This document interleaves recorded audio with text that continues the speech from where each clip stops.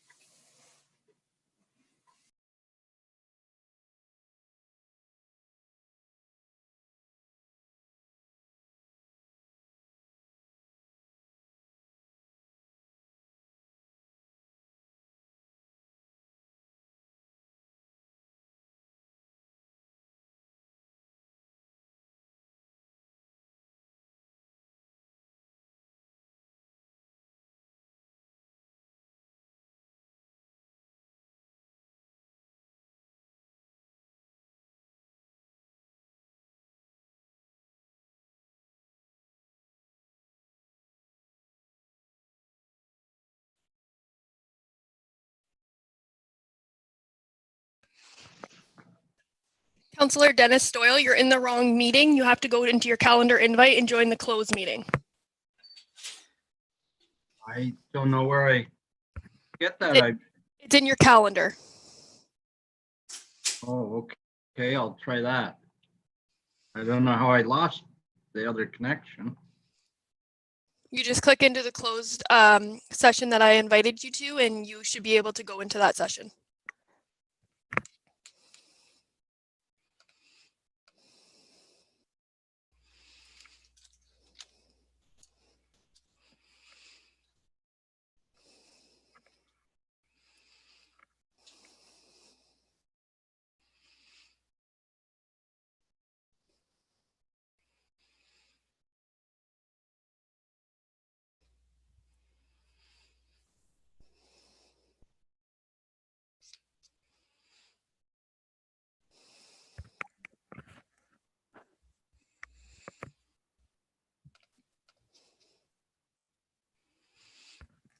Councillor Bruce Higgs, you're in the wrong session. Your session's in the calendar invite on your calendar. You go into there for the closed session.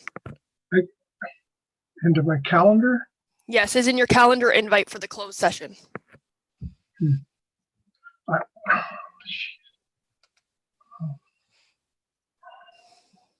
So I have to get out of there here. Yeah, I'm going to put you on hold on this end, and you just click into your calendar. It will have the closed session in your calendar. You click on that, and everyone's in there.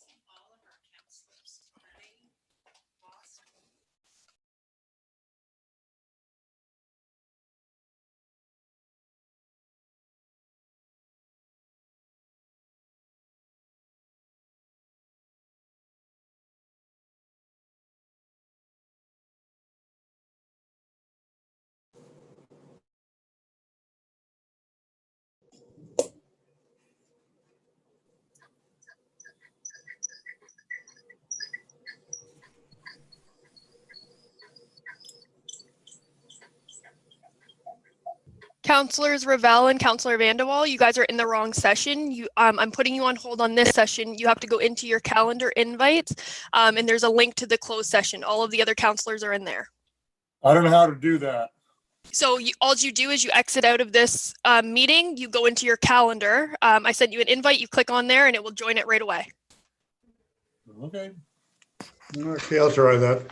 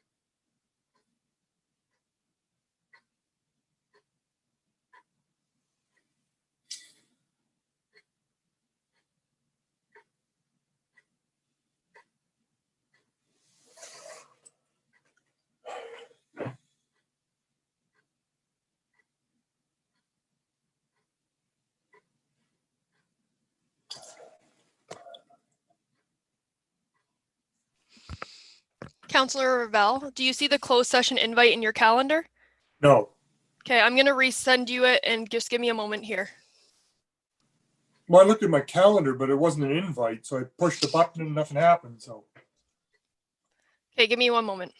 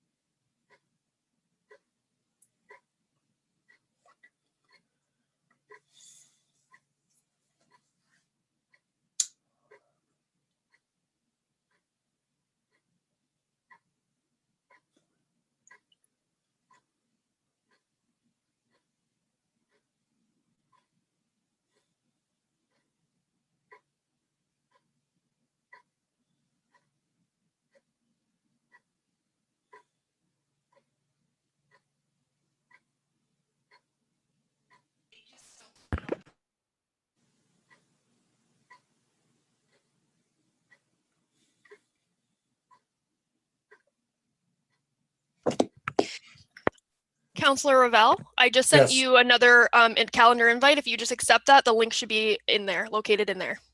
Okay.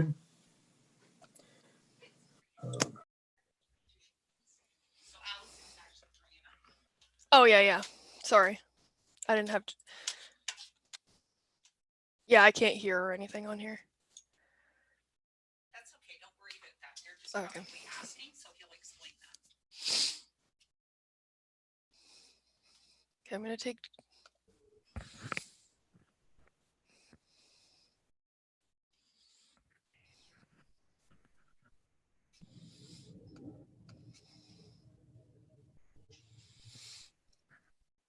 Counselor Martin, can you hear me?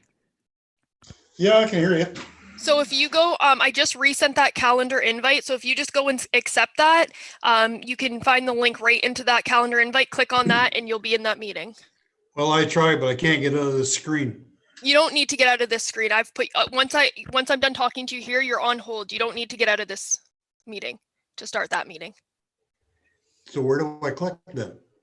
So I've sent you a calendar invite. So in your email, you'll click the calendar invite, accept the calendar invite, and there's a link right in that meeting, and you'll be able to get right in. Well, I can't get out of the screen to get to my emails. That's the problem. If you need to, you can end this call here on here. Okay, am I in the wrong spot? Yes, you are. I don't know how to get into the right spot. So in your email, Well, my email, I clicked on my email. It said join here, and that's what I clicked on.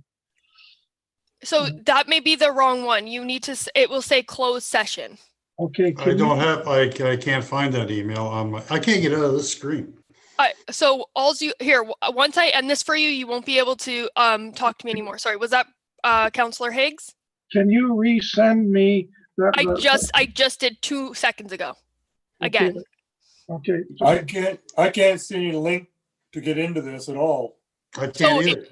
in your calendar, so in your email, there should have been a thing. I can't, you're not listening. I can't get to my emails. I know I'm just can't speaking get to out of the everyone screen to generally. get I to can end this call for you guys. Once it's ended, you'll go to your email. It will say closed session, regular council meeting. Once I've ended this call, you'll click in there and you'll be able to get into the closed session. Well, I can do it on email, but not by calendar. Yeah, so once you've accepted that meeting there is a link in that calendar invite is what I'm speaking about. But go to email. Yes, go to email. Okay, I can handle that. So once you're in the email, it will say closed session, regular council meeting. You'll click in there and there's a link there. Once you start that, you'll be in that meeting.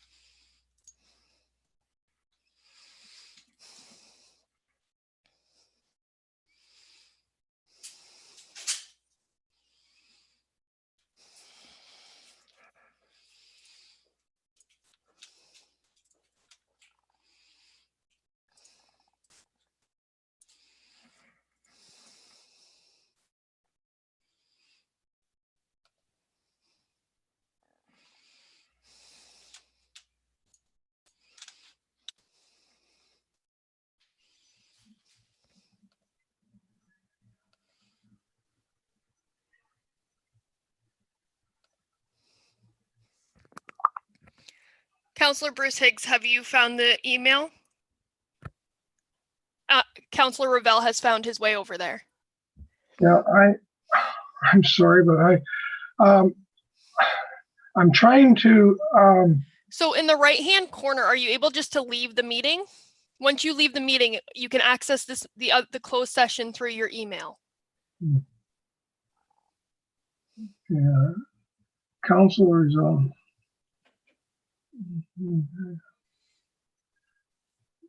Do you know how to end a Zoom call? no, I'm sorry. Like my problem is that I receive your information on my old computer. I have to transfer it over to my wife so I can be on the screen. So, If I you mean- you don't have access to your email on your wife's computer though, once you've accessed it on your it's through your email, so it should just be a click of a button. yeah, it should be. I'll try it. I have the other two counselors have moved over there as well. So once you go into your email, you just accept the calendar invite and the link is right there. You click it and you'll be over there. But you just have to leave the meeting. So you just, or I can put you on hold and you can just minimize this screen.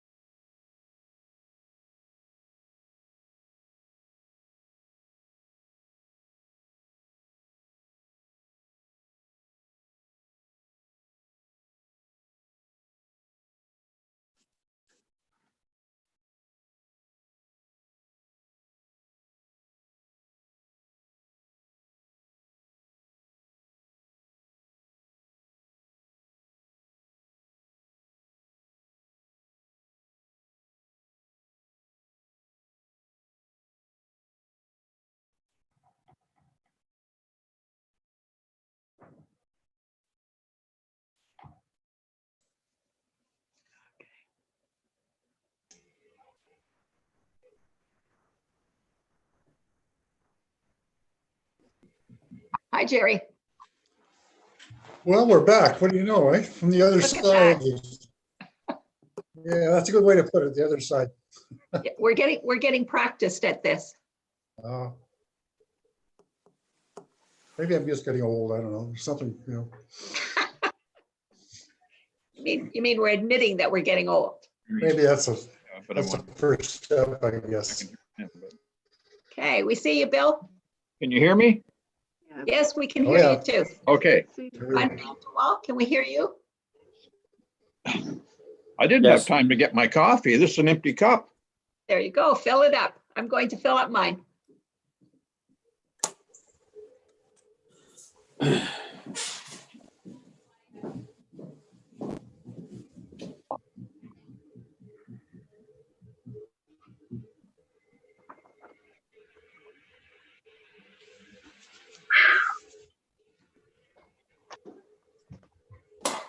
Hi, Bruce.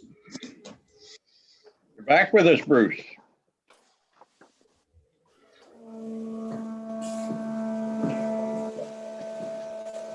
Councillor Higgs, you're on mute. Okay, sorry, I missed the closed session there.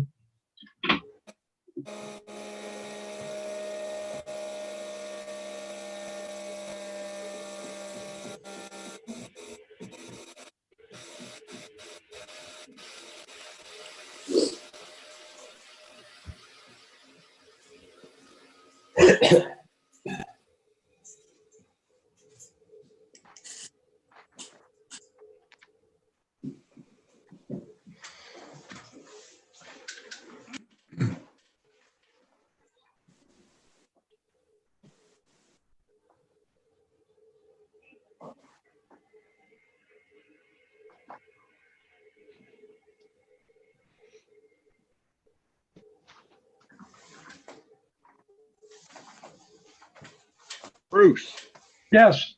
you have any geese on Howe Island yet? And have you found me a place to go geese hunting? What, you want to come over and shoot all the geese in front of my I place? don't want to shoot them all. I'll just take 8 or 10. Well, I usually have about 100 and so every day, but I kind of like the looks of them, and like if you start shooting, maybe they won't come anymore. I think you'd like the look of them a lot better in a nice roast pan in the middle of your table. Well, my wife would like them scared off the lawn, that's for sure, because they make an awful mess. Well, that certainly shooting a few of them ends that. Have you got a license to do this, or?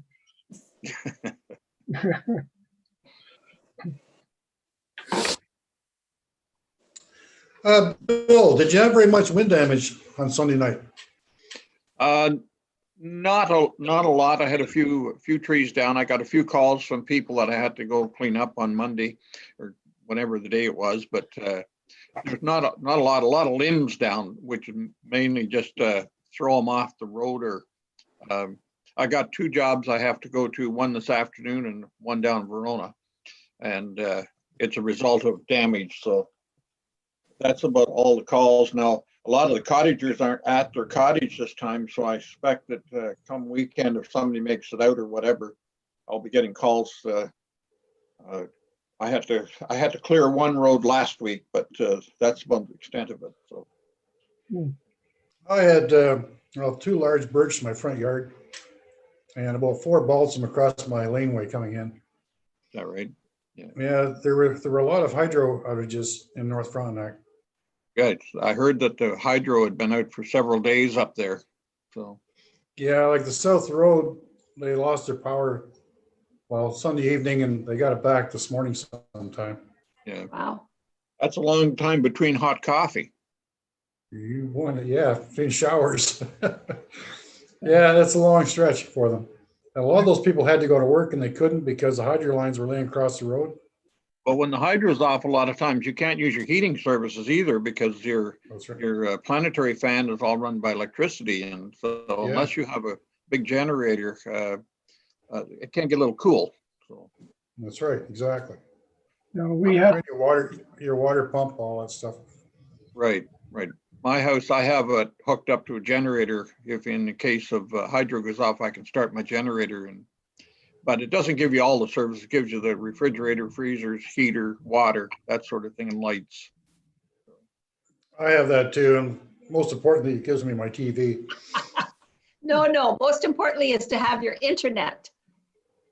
Well, I don't have that half the time anyway.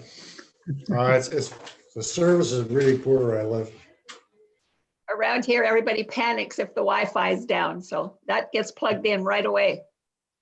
Oh, yeah. And Jerry, Fran is trying to fix that internet for you. We're counting I'm on working that. on it, I hope somebody does. slow but sure. I have to tell you All it that takes is money. Yes, I have to tell you all that last night I had a FaceTime call from my student in Nepal, and it was perfect. You know, we had a communication and a picture all at the same time, all the way from Nepal, right from a little village up in the north. They just got hi-fi, high-speed hi-fi up in this village. excellent.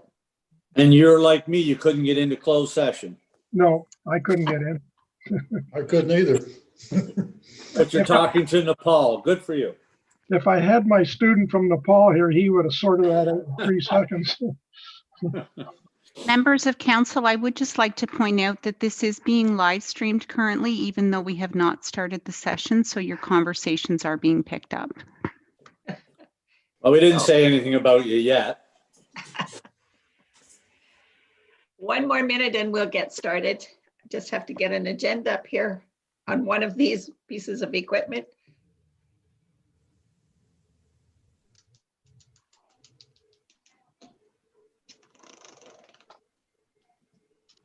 Okay, let's call the I know meeting it's like back to flipping order. back and forth, so I printed mine out. Yeah. Okay, let's get started again. Jeanette, do we have a motion? Moved by Councillor Martin, seconded by Councillor Higgs. Resolved that council rise from committee of the whole closed session without reporting. Okay, any discussion? All those in favor? Let me see your hands. Motion's carried. Okay, is there any addendums to add? No addendums? No, Madam Is there any Warden. disclosure? Okay, is there any disclosure pecuniary interest and general nature thereof of any item on today's agenda? Ron Vanderwall? Yes, page 7, item A, tri-board bus services. Okay, that's Motion. so noted. Jeanette, will Mad- Ron need to fill out some paperwork? That is correct, Madam Warden. Deputy Warden Vanderwall, we now require that you actually fill out a declaration of pecuniary interest. So if you You want could me to write that on the screen here? no, I do need you to provide me one. So if you could email it to me, that would be much appreciated. Now, I'll get my secretary on that. Now, just to get the process here, at that point, we'll ask Ron to turn his video off.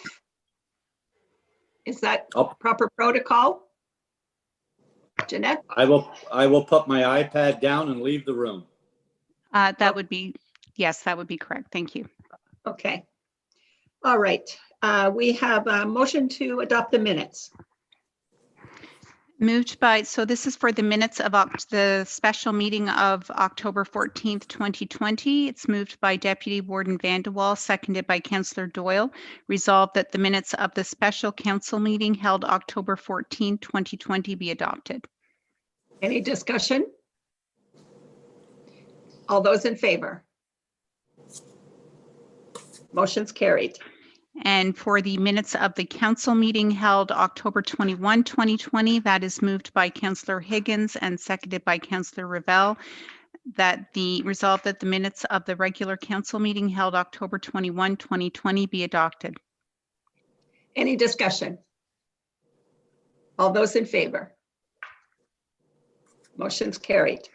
And finally, we have the minutes of the Committee of the Whole Budget meeting held October 20 and 21, 2020, and that's moved by Councillor McDonald and seconded by Councillor Martin. Resolved that the minutes of the Committee of the Whole Budget meeting held October 20 and 21, 2020 be adopted.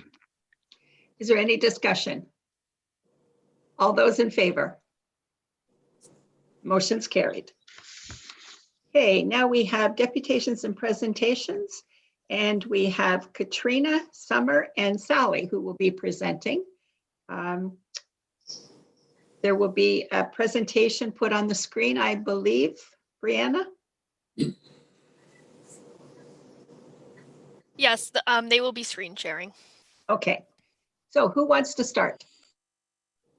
I will just, I'm new to Zoom, so this is Summer speaking. I will share my screen. Okay, So please let me know as soon as you're able to see it. okay. We can see it. Okay, great. So thank you very much for having us this morning. I'm going to start, we've got 3 topics for you this morning, and the first is timely, it's Bill 229. So we just have 2 slides for you where I was going to walk you through just some of the key highlights that are being proposed in the budget bill in terms of changes to the Conservation Authorities Act. And then when we get to questions at the end of the presentation, I'm happy to speak in more detail to any of these changes. So Schedule 6 of Bill 229 outlines some changes that would affect the governance of conservation authorities. First, board members appointed by municipalities will have to be members of council. So currently municipalities have the flexibility to appoint members of council or appoint citizen appointments. So no longer will you be able to appoint citizens. It will have to be sitting members of council. The province is also proposing that our chairs and vice chairs would only be able to serve a maximum of 2 years. The Minister of Environment would also be able to appoint an agricultural representative to Conservation Authority boards. And then there's also other language in the Act that would allow the minister to pass regulations that could require conservation authorities to establish advisory boards. The province could also outline the composition, function, and powers of these advisory boards. The province could also pass regulations that could govern the fees that conservation authorities are allowed to charge for various programs.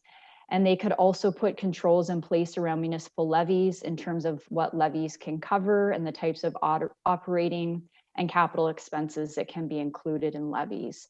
And these are currently decisions that are made right now at the local level by municipalities around the Conservation Authority Board. On our permitting role, where conservation authorities review development that's related to floodplains and wetlands and shorelines. Currently, those decisions are being made locally and they're appealable to the Mining and Lands Tribunal. And now there's a change being proposed where the minister could override a decision made by a conservation authority. And the minister would be able to issue permits under Section 28 for development in any of our watersheds. And that decision would not be appealable if made by the minister. And also, currently, conservation authorities are allowed to appeal a decision under the Planning Act as a public body. And there's a change being proposed to the Planning Act that would no longer allow conservation authorities to appeal a Planning Act decision or be party to an appeal. And our second slide is just around the program. So currently conservation authorities have a number of mandatory programs related to natural hazards, conservation lands, drinking water source protection. We're also able to deliver programs on your behalf. So it could be septic reinspection programs, septic approvals. Sometimes we manage lands on behalf of our municipalities. And then we have many other programs that are related to conserving and protecting the watershed. So this would be things like monitoring the watershed, stewardship programs where we work with landowners, education programs where we work with schools and kids. So right now the changes being proposed is that we would need agreements with each municipality for all of our programs that fall under that category of watershed protection. And also there's wording in the proposed changes where the province could prescribe or limit the types of programs that a conservation authority can provide to municipalities or on behalf of the watershed. So in general, I would say right now, municipalities really govern and oversee conservation authorities. And now we're starting to see proposed amendments and wording that would give the province a little bit of a stronger hand in terms of decisions being made for local conservation authorities. So now I'm going to turn it over to Katrina.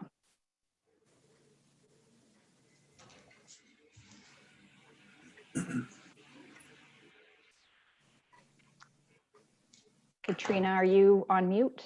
We can't hear you.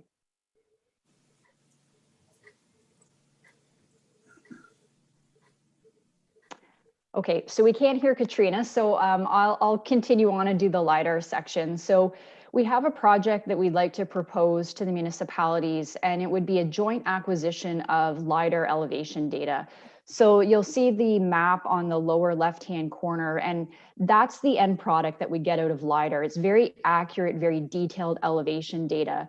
It's incredibly valuable to both the municipalities and conservation authorities because it allows us to really avoid the need for surveying when it comes to doing public works projects like road resurfacing, any sort of emergency management that municipalities may want to do. It's really beneficial for land use planning for your planning and development review staff. It's great for infrastructure projects. Conservation authorities use it as the base layer for floodplain mapping. We use it in watershed modeling, our flood forecasting and warning programs. We also use it for land use planning and development review and infrastructure projects. So to date, it's been relatively expensive to acquire and a bit cost prohibitive for individual municipalities or conservation authorities to acquire on their own. But we have an opportunity for all the conservation authorities in Eastern Ontario to work together in a partnership with our municipalities to do a bulk acquisition of LIDAR. It would bring the cost down by almost 50% if we did this bulk acquisition. And there's also some federal funding opportunities that are opening up right now where we might be able to get upwards of 50% of the cost covered. So what we'd like to do is reach out to municipal staff, CAOs, planning staff, public works staff in the coming days within each county to talk through some of the benefits of LIDAR, talk through what this partnership could look like, and start talking costs and numbers to see if we might be able to acquire LIDAR in a way that's cost effective and feasible for all the partners involved.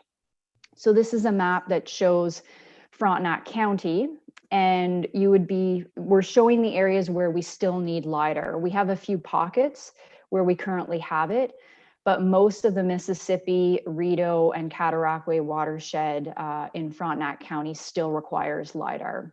So we're looking at acquiring about 1,600 square kilometers of LIDAR in your county.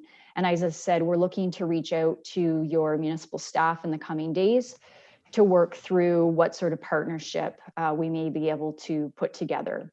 So this is more just to plant the seed with you, make ourselves available to answer any questions that you may have today on this front. But just for you to know that in the coming weeks or month, you may see a council resolution come to your individual council tables asking for support for this joint partnership project. So now I'll turn it over to Sally to talk about KMP Bridge. Thank you very much, Summer, and good morning, everyone.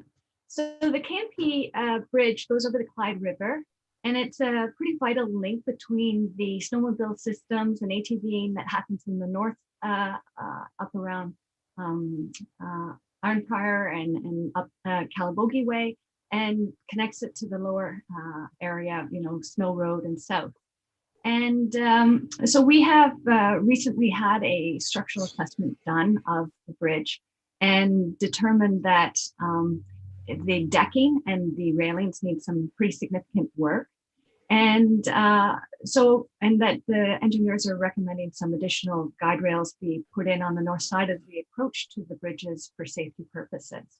Summer, if you could go on to the next slide, please.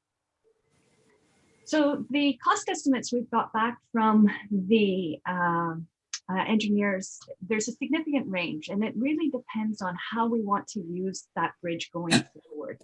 Right now, logging sector uses it to pull out trees in the winter months. And as things stand right now, that bridge is not rated to sustain timber. It's also used by people with recreational properties on the, that they have land access to their properties using the KMP. And it's not rated for day-to-day vehicle use either. Really, the condition of the bridge right now is truly only suitable for light vehicles like ATVs and snowmobiles. And to do that safely, we really need to update both the deck and the railings. And you can see the variety of prices there. And then there's associated site works that's required. If you could go to the next slide, please, Summer. So under the ISIP program, there's an opportunity under the active transportation infrastructure category to obtain funding whereby MVCA could apply, but the ISIP program requires that the applications come from local municipalities. And as we've discussed previously, not necessarily at council table, but there is an interest in MVCA and potentially transferring this asset going forward. And it is divided, our asset, the KMP Trail, is almost 50-50 between the County of Lanark and the County of Frontenac. And so what we're proposing is that I would take this away and have conversations with Kelly here at Frontenac and Kurt Greaves up in Lanark County, and identify whether or not it makes sense for us to put in a joint submission to get funding support. Because as you saw on the previous slide, to rehabilitate that asset is significant, and it's not something the MVCA is able to do on its own. If you could go to the next slide, Summer. So my goal in presenting here today to you is just to let you know that this is happening, that we are looking at rehabilitation of that asset. But first of all, we want to make sure that there is interest in working with us on that, not just from the two levels counties, but also from the Snowmobile Club and the ATV and other users. And if we're able to identify sufficient support and interest, then we would work with yourselves and the County of Lanark to make a submission under that program. And then depending on what kind of funding comes back, move forward with the project next year. So this is really a heads up to you guys to let you know that these conversations are going to be occurring, and in fact have already started. And just so you know, the Snowmobile Club is interested in contributing financially as well to the upgrades that are needed. So that's it from my end. Okay. Does anyone have any questions? Ron Vanderwall. Yes, I have two questions. One for Summer. She said that the board appointments have to be councillors, and then also said that there would be an agriculture representative. Does that agriculture representative have to be a councillor also? No. So our understanding is the Conservation Authority boards as it stands now, when you're making your individual municipal appointments for your member, that person will now have to be a member of council. The agricultural representative would be an appointment made by the minister. So it's not required, but the minister has the ability under these proposed changes to appoint one person to each CA board representing agriculture. And it's our understanding that that would be done through the public secretariat process. But that's about all that we know about that position currently. We don't know if that position would have the same voting rights as municipalities around the board table. Okay, my second question is, would you also be approaching the logging sector for contribution to the bridge? So on that, before we would decide which bridge design and obviously what cost we're looking at, we need to do consultation. So if we collectively agree we want to move forward with this, that would be the very next step in early January, would be to consult with everybody and figure out who's in and how much total money we're looking at, depending on, because it is a significant jump in cost to make it accessible for the logging sector. Thank you very much. Okay, we have Dennis, Alan, and then Bill. In that order. Yes. My question is for Summer as well. And I was wondering if we get that LIDAR, would the planners within our municipality, the county, have access to it, and what benefit would you see us getting out of it? Thank you. Absolutely. So if we jointly acquire the LIDAR, it would be given to all municipalities as a data set. So however you currently do your GIS services, you will be able to pull that in as individual municipalities into your system. So your staff would have full access to it. And certainly there's lots of benefits. I know there's a lot of interest from your public works folks for a lot of their infrastructure projects and especially emergency management. But also your plan and development review staff are really keen to get LIDAR because it's really helpful when they're reviewing planning applications and building permits, because it really allows them to look at any property and have very accurate information about the topography and the elevation. So sometimes it can enable a staff member to do the review without having to go out to the site, depending on the situation. But it also could save applicants the cost of having to do a survey of their property because the elevation data from LIDAR is so accurate and so good. So there could certainly be some savings for municipalities in terms of staff time. It could save you surveying costs, but it could also save applicants some costs as well when they're applying for permits. Okay, Alan? Thank you, Warden Smith. So a few points, if I may. I guess from the point to Sally and Councillor Deputy Warden Vanderwall raised it as well, but just wanted to confirm it appears there is a number of users of the bridge, and it would certainly make reasonable sense that the cottagers might also contribute to its repair. So that would be the whole purpose of engaging with the communities early in the new year. Like that would have to happen definitely January, February next year. I think we'd have to really collaborate with the local municipalities so that we get the assessment roll data so that we can contact these people, because obviously it will be off season. So we'll have to reach out to people who own properties along the KMP and engage them. Absolutely. Thank you. So the second question then is, either the summer or Katrina, do you know what the cost for the LIDAR is? Can you give us an estimate and what we might anticipate the bulk purchasing might reduce it to? I know for the Rito, we've done some acquisition in recent years, and we've paid as much as $125 to $130 per square kilometer. And by doing the bulk purchase, we're looking to get just the flying of it down to closer to $50 a square kilometer. So we're looking at savings of almost half if we do this large bulk acquisition. Now there's some additional costs in terms of verifying the data and putting it into a form that's usable. So we're looking at kind of a final cost of upwards of $70 per square kilometer, but really this could save us almost half of the cost. So it's a significant cost savings. But even at $100 a square kilometer for Frontenac County, it's still only, it's not a lot of money. No, it's not. When you look at the value of it and how many different departments will be able to use it and for how many different purposes and just how much more efficient it would make the role of municipal staff and CA staff, it is, in my opinion, it's an excellent value for money. Last point, Warden. So concern raised with the changes to the Conservation Authorities Act.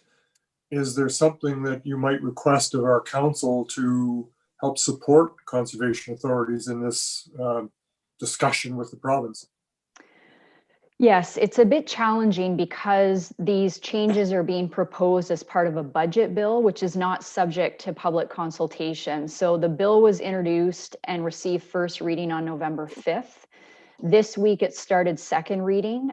So as soon as it's done second reading, third reading will happen right on the heels of that. So it could be approved in as quickly as, a week and a half. So we don't have a lot of time.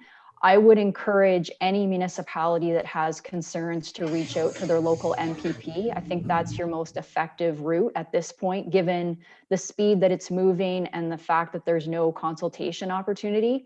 I think as municipalities, we feel like conservation authorities belong to the municipalities. You create us You govern us and you fund us, and we deliver our programs and services on your behalf in your watershed. And so if you feel strongly that you should retain kind of that oversight role and decisions should remain at the local level, I really would encourage you to reach out to your MPPs. We will be circulating some additional documentation. Your CAOs received some information from us late last week, but we'll be sending around probably a letter today, tomorrow. And you're more than welcome to either endorse it, or if you want to use sections of it in your own letter, or if you feel you have time for council resolutions. I would say at this point, do whatever you can, given the tight timeline. Thank you very much Okay. to all our delegation presenters. Yes, Bill McDonald, and then Ron Vanderwall. Yes. Or no, sorry, Ron Higgins. Through you, Madam Warden, one of the questions I had was asked in regard to the costing in the LIDAR. But I just have a comment, and then I have a question, is that as much as I would love to reach out to my MPP in regard to helping with the conservation authorities, I dare say that most of the changes that are before us at this point are as a result of his actions. So one of the questions I have is that with the appointment of councillors only to the Conservation Authority Board, are there any movement afoot in which to change the size of the conservation authorities? And I have a fear that if it's all councillors, the Mississippi Conservation Authority, for example, will always had a larger representation out of the city of Ottawa than any of the others put together. And I'm wondering if there's any plans to actually change the representations on that board other than making it all elected people. Thank you, Madam Warden. Just a comment, Katrina, you should have some sound now if you want to.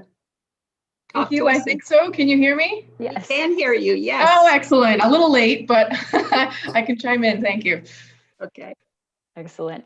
So to your question, no changes have been proposed that would affect the current allocation of seats among the municipalities on a conservation authority board. So the province hasn't proposed any changes to the ratio of seats, which is currently based on population. And to your point about reaching out to MPPs, I would encourage you, I mean, this Schedule 6 was put together by Minister Urick. So even though he's not a local MPP, I would encourage you to reach out to MPP Minister Urick's office, but also you have Minister Clark in the local area. So while he may not be the MPP for your local area, he's still an Eastern Ontario MPP. And as Minister of Municipal Affairs and Housing, obviously, you know, as municipalities, you fall under his portfolio. So even though conservation authorities are under the Ministry of Environment, I think these changes have a direct impact on municipalities. So it is relevant to Minister Clark if you wanted to reach out to him. Okay, yes, very good. Ron Higgins, and then I think we'll call it. Yeah, I just wanted to comment on a lot of my questions have been answered already.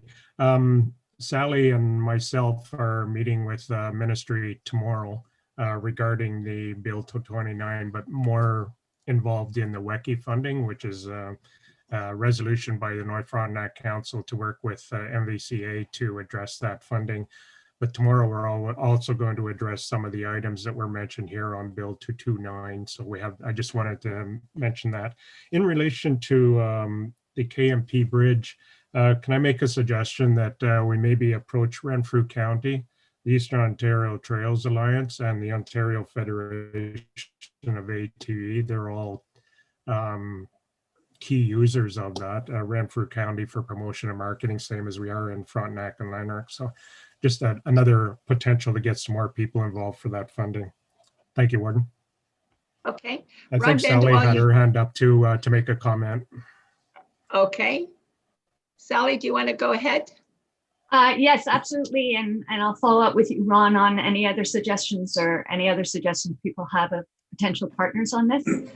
I did want to add to Summer's comment is that Bill 229 is being forwarded by the Minister of Finance, which is Minister Phillips. So he owns the bill, as it were. So one of the short-term objectives we have is that potentially they just pull Schedule 6 from the bill And that would be the easiest way to deal with this at this time, to give us the time and space to have those conversations.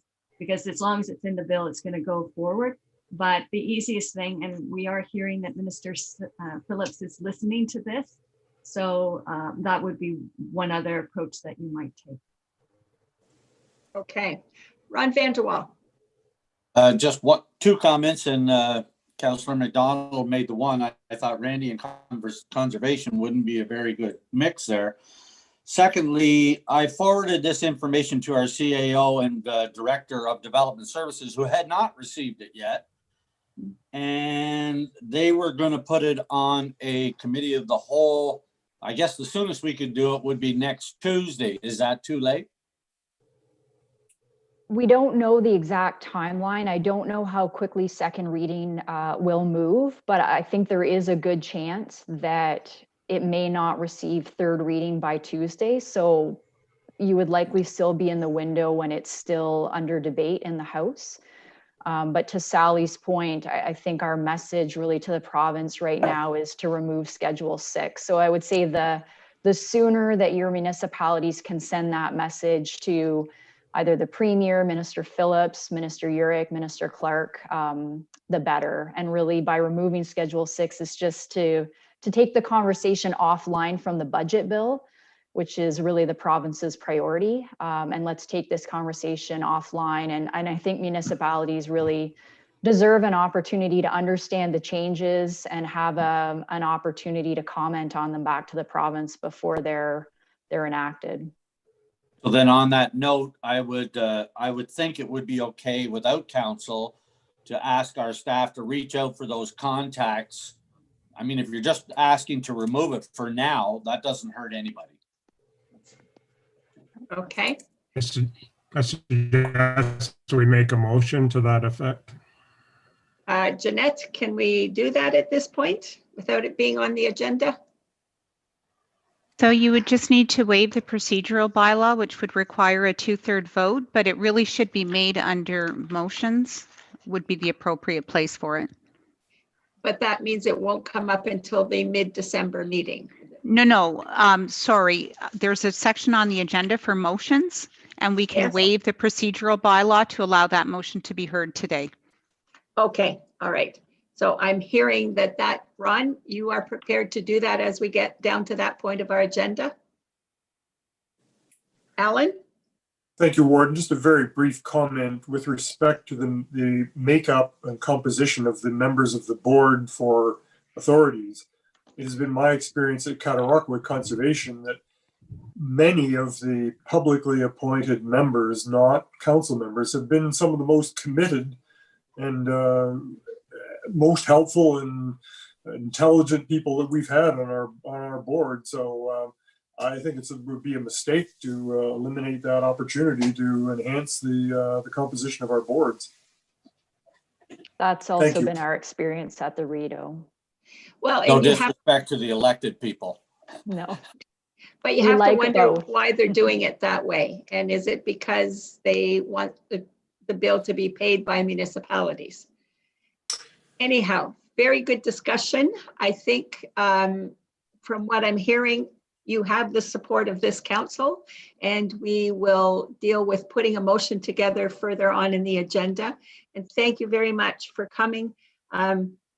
These bills often read just like a big can of worms. So it helps that someone like you folks are able to point out what they actually mean on the ground. So thank you for your presentation. And I think you definitely have the support of this council. Well, thank you. We're incredibly appreciative. Absolutely. Warden Smith. Thank you very much. Yes.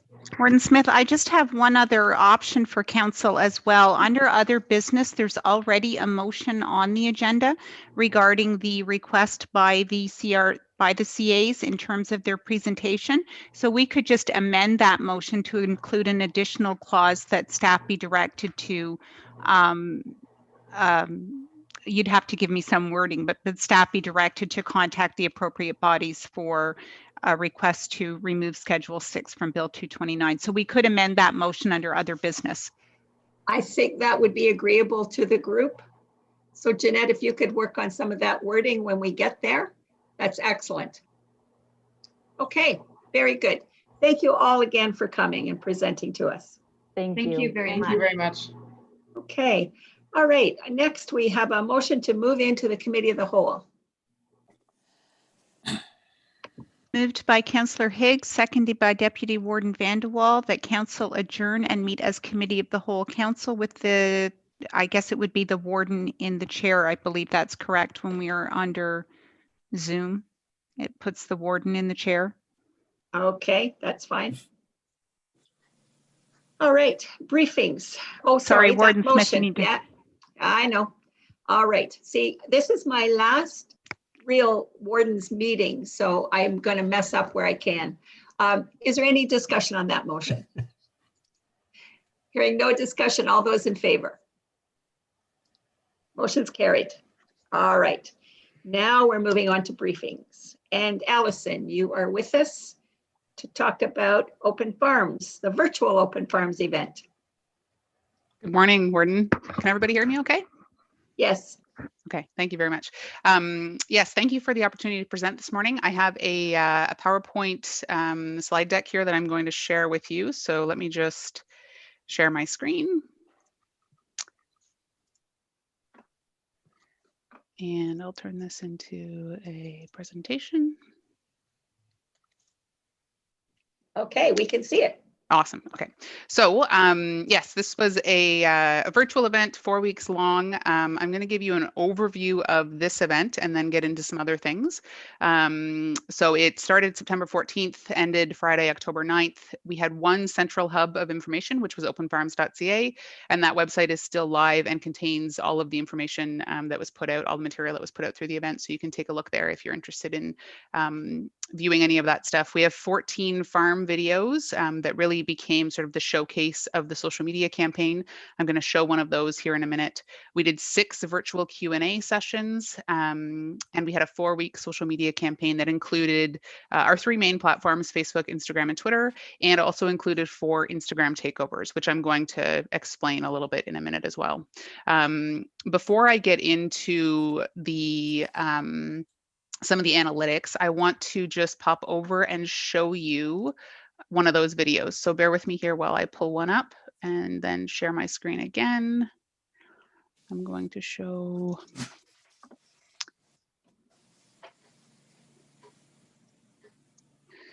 Okay, and you're all seeing the beginning of a video now, I hope?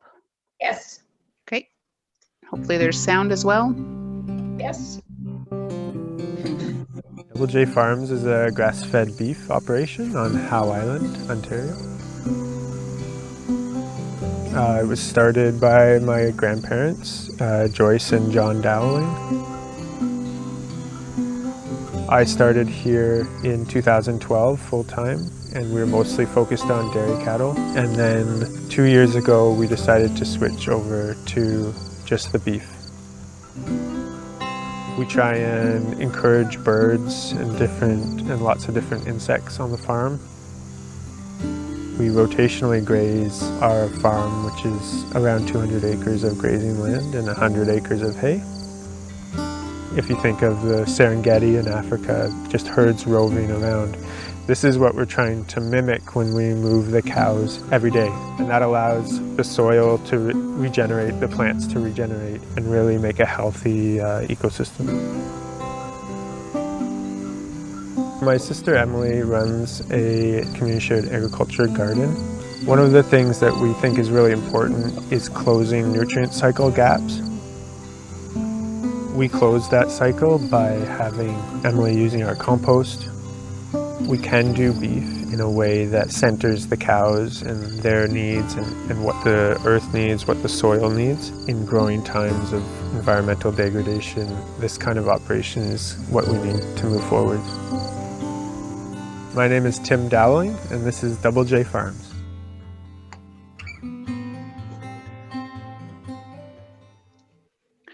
So each one of the 14 participating farms received one of those videos, or we did one of those videos on the farms, and they will receive those videos. Each farm can use those for their marketing purposes, forevermore, and we can use them as well for promoting future Open Farms events or just local food in general.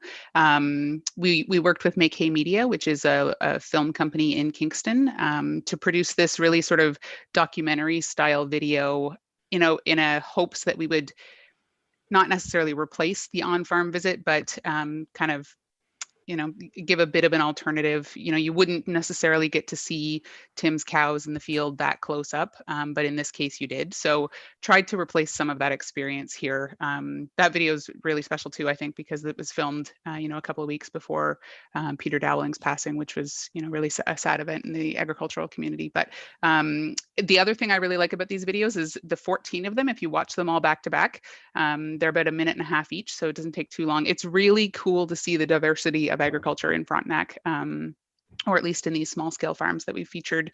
They're very different. You think farming is farming, but it's really neat to watch them back to back and see just how different farming can be. So I'm going to go back to my PowerPoint presentation now. Let me just screen share again. Okay, and you're all seeing the PowerPoint again? Yes. Perfect. So I want to give you an understanding of how we use these videos. So we mostly push them out through social media as sort of the cornerstone of our social media campaign. They are live on YouTube. They are live on openfarms.ca, but for the most part during the event, people watched them on Facebook. So I just want to give you some stats on sort of how long people spent viewing them. You can see total minutes of video viewed through Facebook was 23,000 minutes. Total 1 minute views is 5,000, almost 6,000 minutes, almost 6,000 views, which I think is pretty cool because these videos are, like I said, about 90 seconds in length. Capturing 6,000 people for 2/3 of the video is very good on social. Usually you're scrolling, you're not stopping, but it's good that we captured that. And then you can see the next two lines are those shorter views. So almost 30,000 10-second views, and over 75,000 3-second views. So that's the kind of thing where you're scrolling through your feed, it pops up. It's not what you want to see at that time, so you keep scrolling. So I wanted to give you sort of that sense of the videos on Facebook, and then I'm going to sort of go to the bigger picture.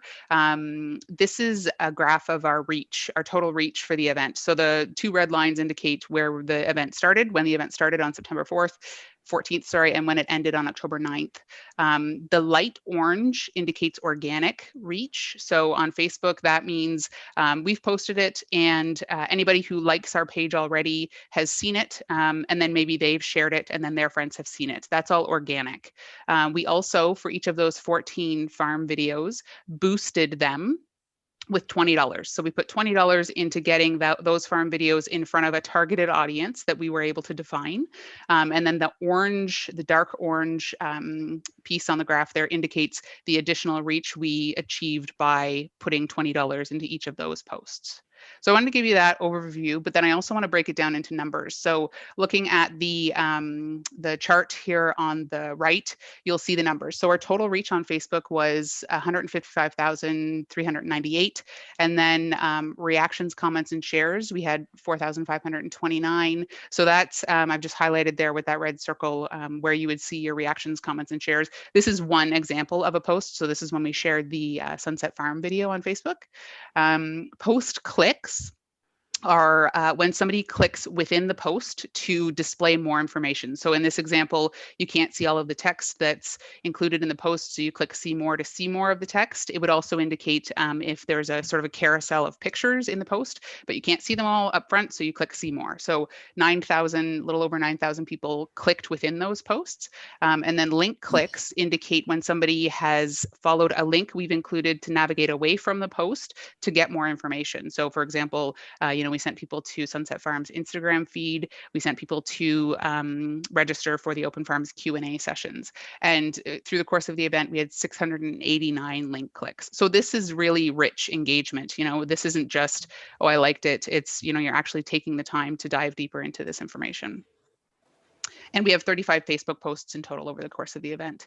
We had 21 Instagram posts, similar sort of categories for statistics, but different numbers, of course, reached just over 11,000 people through Facebook, 983 likes, 55 comments, profile visits, 129. So that means, you know, you're looking through your Instagram feed and the County of Frontenac has posted this thing about open farms and you're interested in finding more information. So you actually click to visit the County of Frontenac's profile.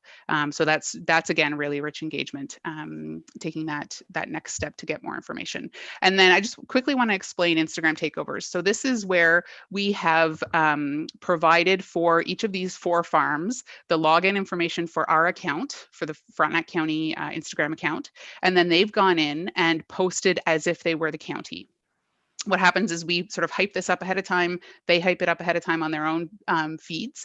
And then it creates a lot of sort of cross traffic of an audience. So it's a great way for the farms to build their audience because we have, you know, pretty good following on Instagram. And some of our followers will inevitably follow them after the fact and vice versa. They've got a different audience as well.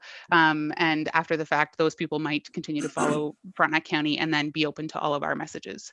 Most of these takeovers lasted for a couple of days. And it was, again, a way to give people a really deep understanding of what happens behind the scenes on a farm. So, you know, you don't get to, even during open farms, you wouldn't get to follow Rob as he moves the goats from one pasture to another. But in this case, you got that really sort of close personal experience. So those were really cool. The Instagram numbers here don't include the Instagram takeover numbers, so that they're even higher than that. But I really had fun with those takeovers, and I think that they added a lot of value to the event. These numbers are all about the actual website itself, so openfarms.ca. And the time frame here is a little bit longer than the event. I presented to the Frontenac Federation of Agriculture, and so I took this snapshot on October 26th, which is why the numbers went to then. So you can see the total page views throughout the event were 3,500, and then unique page views was 2,800. There's a gap there, so unique page views indicates individuals, and then total page views would be, you know, if those individuals visited more than once, that would be captured in the total page views. Click-throughs to external sites is over 400. So that means that somebody has actually clicked to follow, to go visit one of the farm sites, farm websites, and, you know, hopefully go into their sales channels or hopefully sign up for a newsletter or hopefully get more information.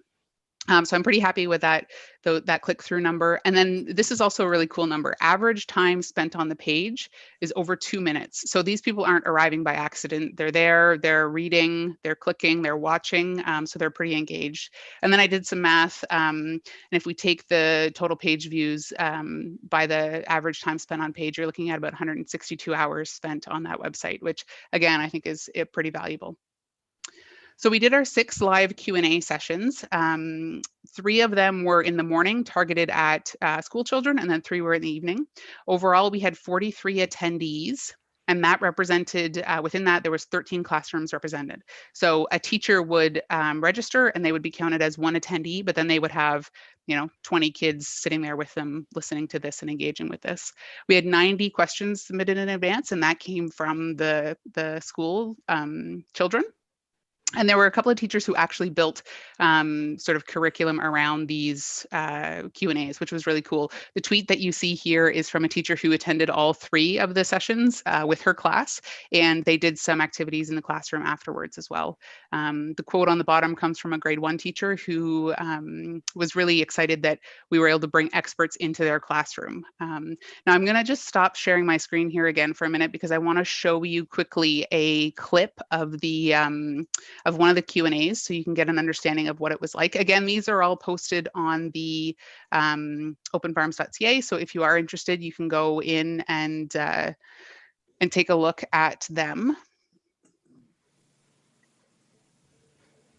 Just lining it up here, and then I'm going to share my screen again. Okay, so this is when we talked to, it was an Ask Me Anything. So they were able to submit any questions they wanted. They were not contained to a topic. And I think we're talking about favorite things to do on the farm. So I'm just going to play this. I might not play the whole thing. It's about 4 minutes. I'll cut it off. Favorite thing to do on the farm, and or what's your favorite thing about farming? Okay. Yeah, my favorite thing about farming, I think I answered in the side column. One of my favorites is that I am in charge of inventing all the things that I want to do.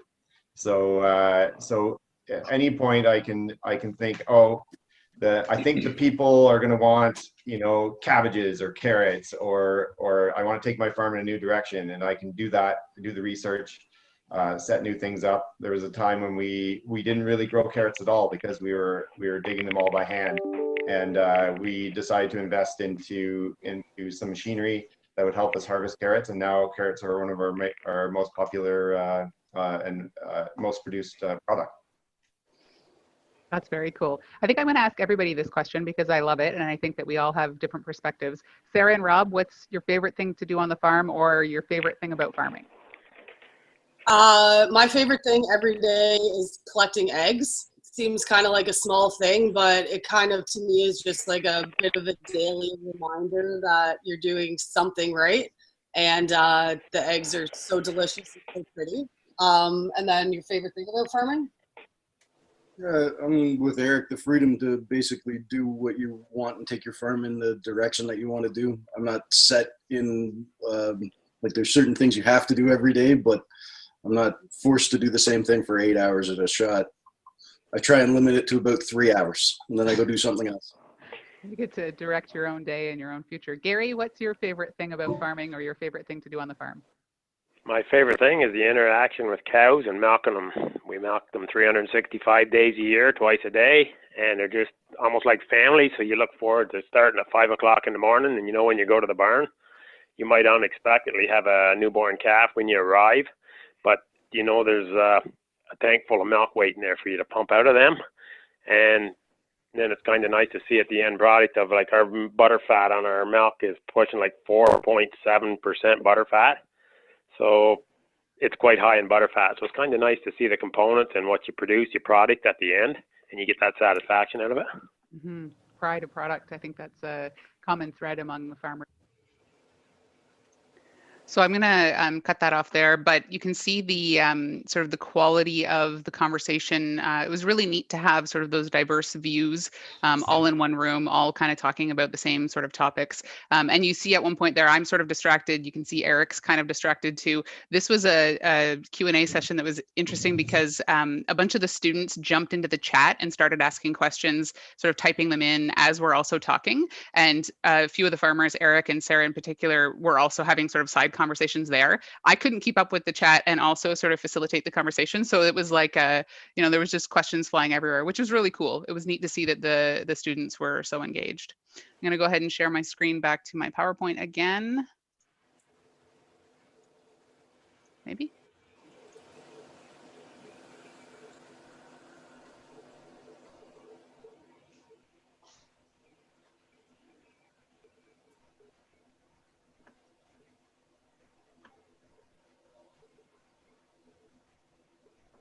There we go. Okay, we should be back now. So, so that's the Q&A sessions. So how did 2020 compare to previous years? I think I've sort of already mentioned, we tried to use the virtual components to replace components of previous years. The video views, the Q&A sessions were sort of our attempt, and the Instagram takeovers were our attempt to replace the on-farm visits, clicking through to external sites and having pages dedicated to where you could buy products and how you could buy products was sort of the replacement of the product sales.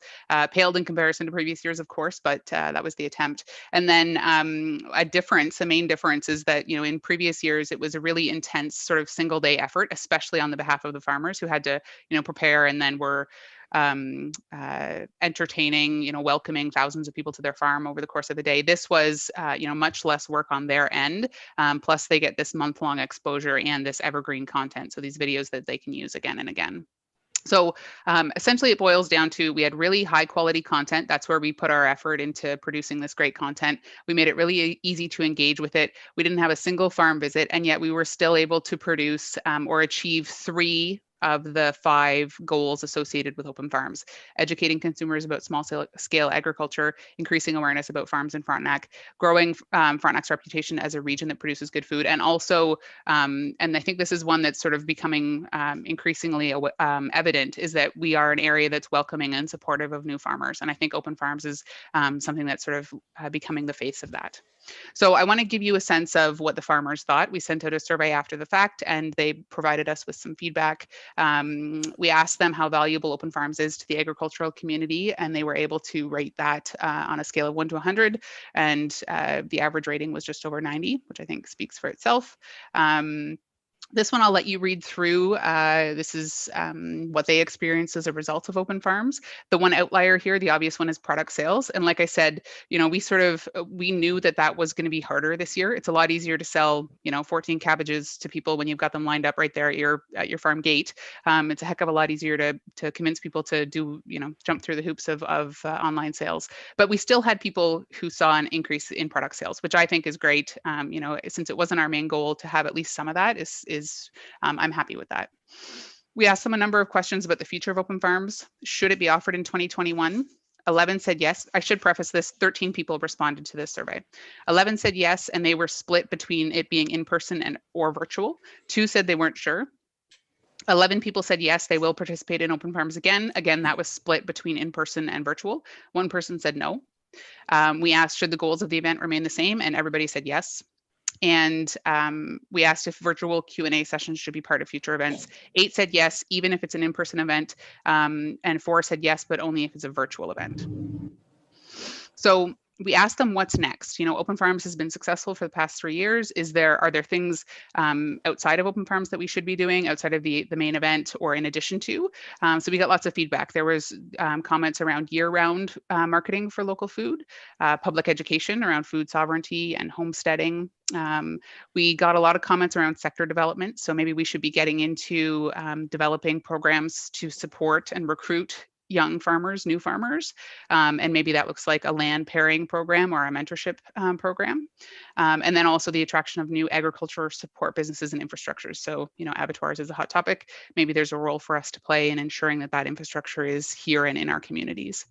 They also talked about encouraging large institutions to develop local procurement policies to have that sort of stable, predictable buying, so that to allow for farms to expand and for new farms to start. And then there was lots of comments around additions to the main open farms event. So for 2021, this is sort of what I see could or should happen. Our goals should remain the same. And so the 5 goals are here. These are the goals that have been in place since the beginning of open farms. And if we look at the logistics, these are some of the things. So it should be an in-person event if possible, but we should also maintain some of the virtual components. So for example, those Q&A sessions, I think were really valuable, especially for education. The marketing campaign should stay as, you know, mostly an online piece. And then there's also a possibility to create open farms product packages and have them for sale in a central location. That's something that we thought about doing this year, and we just didn't have the resources to make it happen. We should also explore new event formats. So for example, there are farms who I know will not participate in an in-person event again because they don't have the capacity to host 1,000 people on their farm during the course of one day. And I know that given the success of open farms, if we do it in person next year, we'll get that many people.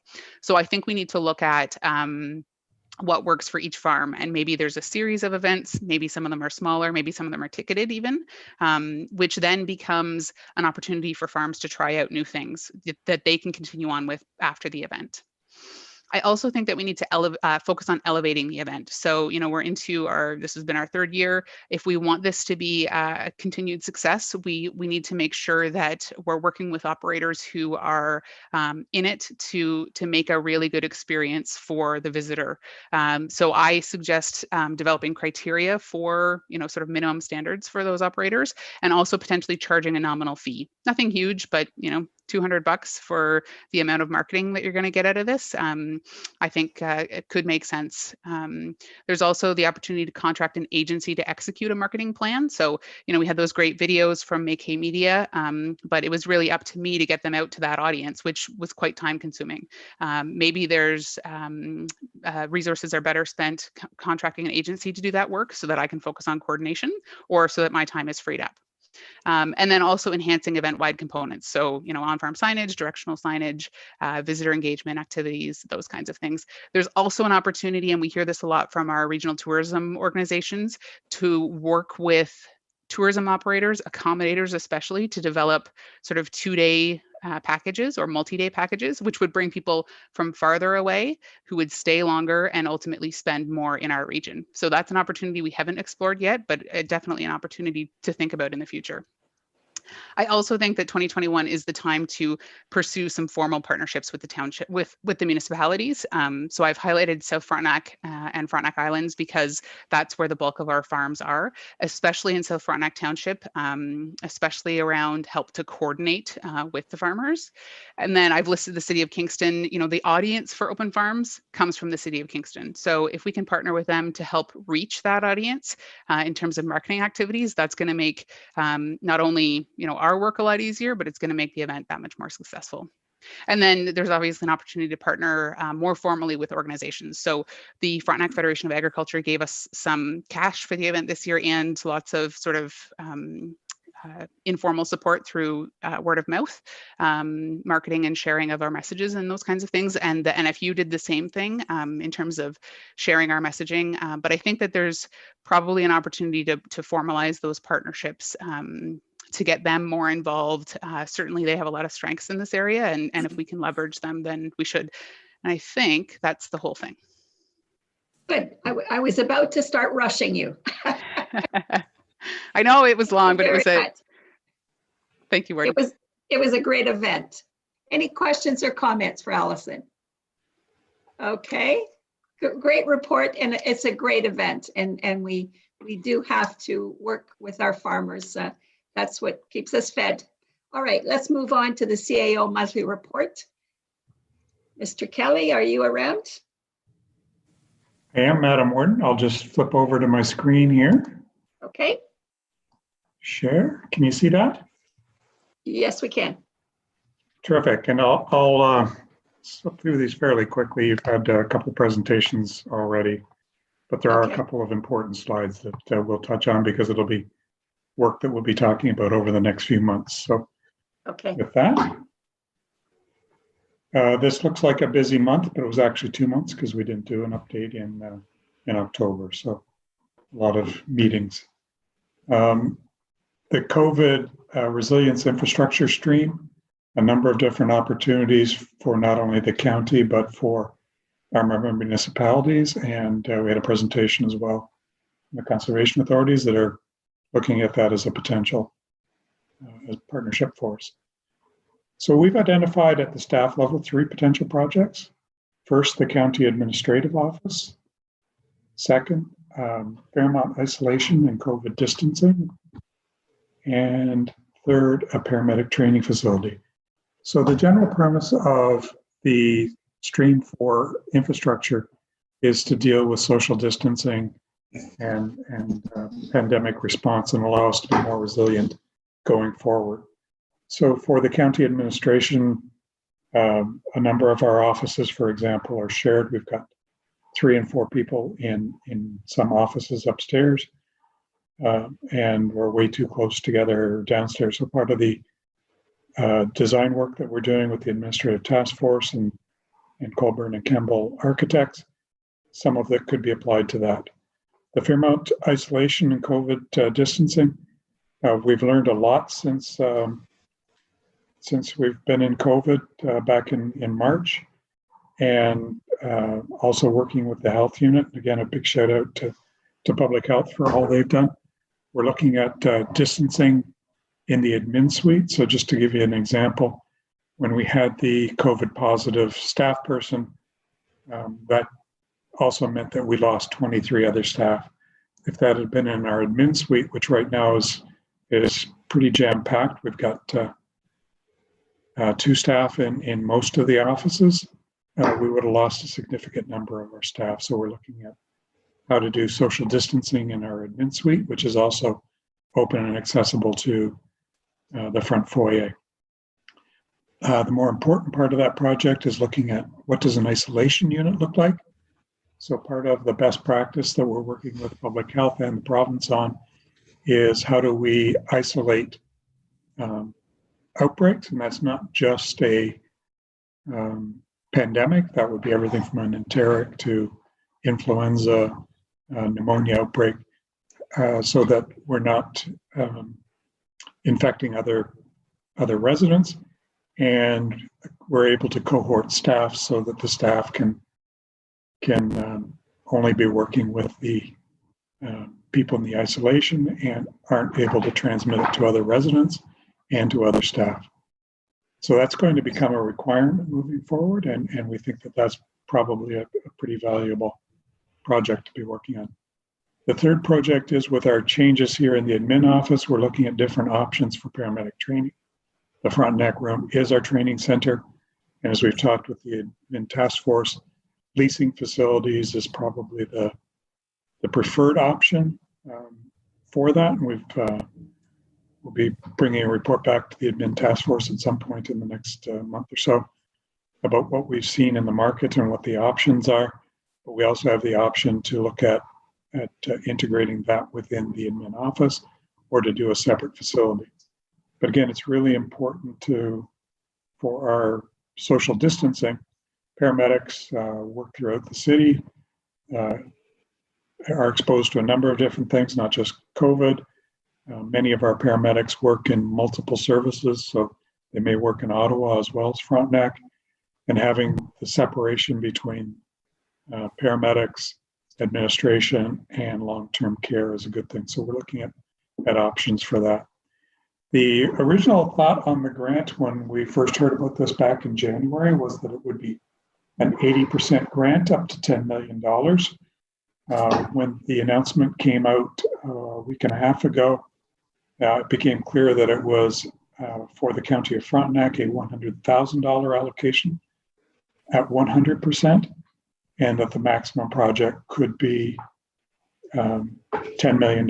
So a far cry from 80% on a larger project. So looking at the CRCA and county admin facility, improving social distancing for visitors, meeting spaces and workspaces.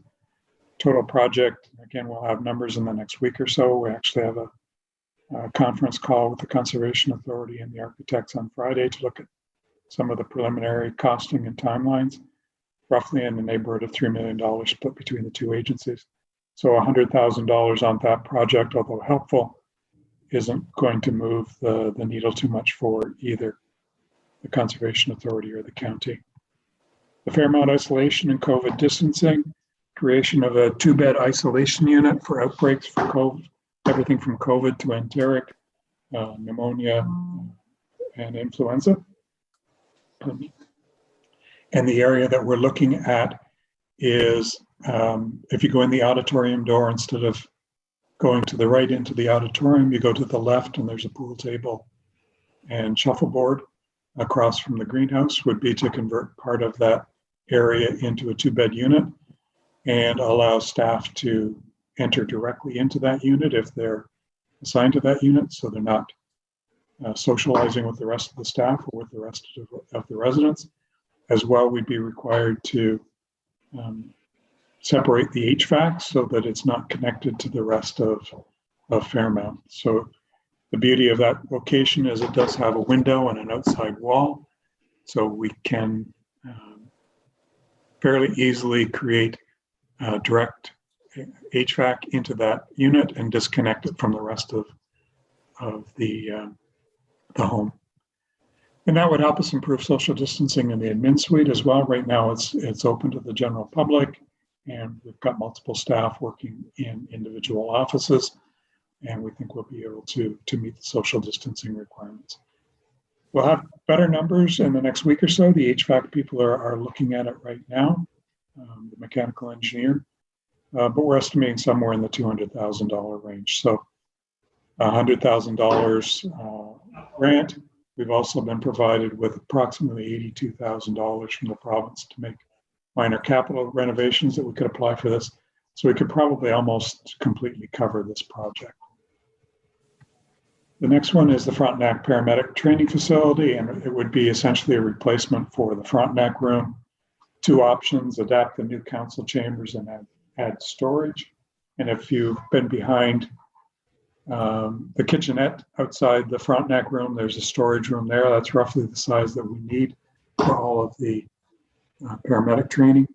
The difficulty with this option, adapting the new council chambers, is that the council chambers would be booked for 50 to 70 days per year for paramedic training. So it would make that a very popular room, and given that it is the substitute for the Frontenac room, we're not sure that that's going to make sense. It would also mean that paramedics would still have access to the rest of the facility and would be mingling with other staff during outbreaks and pandemics.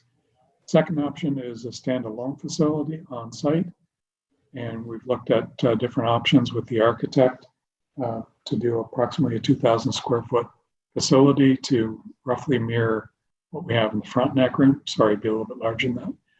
And we think that that project would cost in the neighborhood of $750,000.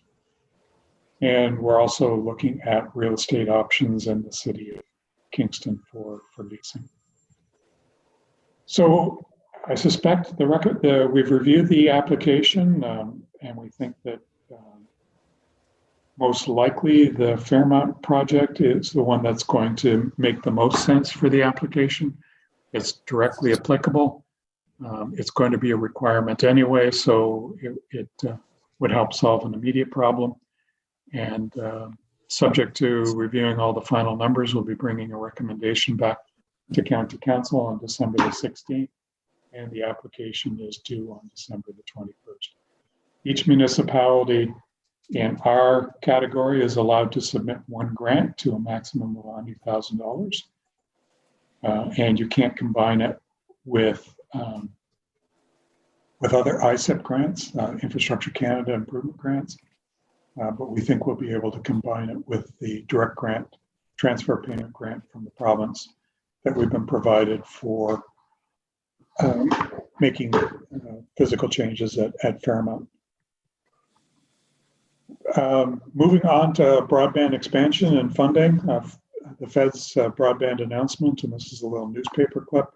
EORN's pleased with the announcement and recognition of the need to improve rural broadband, and EORN will be continuing to pursue funding options for an Eastern Ontario solution. Our preference is that it be a regional solution, and that's the position that both EORN and the EOWC have taken. But if there is a project that makes sense for your individual municipality, every piece of broadband infrastructure can be built upon and can be used in the overall picture. So really good news in terms of the announcement, trying to figure out the logistics of how that'll work, and hopefully have some answers over the next few months, hopefully before we get to the EOWC inaugural meeting in January. I just turned to the warden in case there are any late breaking updates, or if there's anything else you'd like to add from EORN. No, Sure. Still waiting. Okay, still waiting. So it's hurry up and wait at this point. So update on the admin office review. We've been working with the architect. We've surveyed our staff to figure out their needs and in particular who needs to be near what and what kinds of meeting rooms we need. We're moving to a smaller meeting room profile. For example, the Frontenac room will hold comfortably 30 during non-COVID times. But a lot of times we were using that room for meetings of 5 and 6. So we think the sweet spot is probably meeting rooms for 6 to 8, which reduces our footprint and allows us to operate on a smaller footprint. Having said that, we're looking at the council chambers / boardroom The Conservation Authority Board of 18 would be sitting around a permanent horseshoe, and that room could be used for a lot of not only council meetings and board meetings, but staff meetings. For example, our leadership team meeting of 23 meets every council day in the afternoon, and that's about 23. So for meetings like that, it would be ideal. We think it would be used a lot for that, and it would be a permanent setup, which would reduce the wear and tear on furniture and allow IT staff a little more flexibility in that they won't have to spend an hour setting up and an hour tearing down the AV components. It'll be a permanent setup. We've conducted focus groups with our staff and reviewed some options with the architects, and that's gone well. The architects have taken all of the measurements from the building, and they reviewed landscaping and parking requirements that are going to be part of the site plan requirement for the city of Kingston. And we're meeting, as I said, on Friday with the architects to look at the timing of when we can meet with the task force to look at preliminary drawings and estimates as they become available. In looking at construction costs, there is a bit of a premium for COVID projects at the moment, and it is affecting pricing. And we'll get a better sense of that in December when we talk to the architect in terms of the effect on the bottom line. We are meeting with the Ontario Health Team.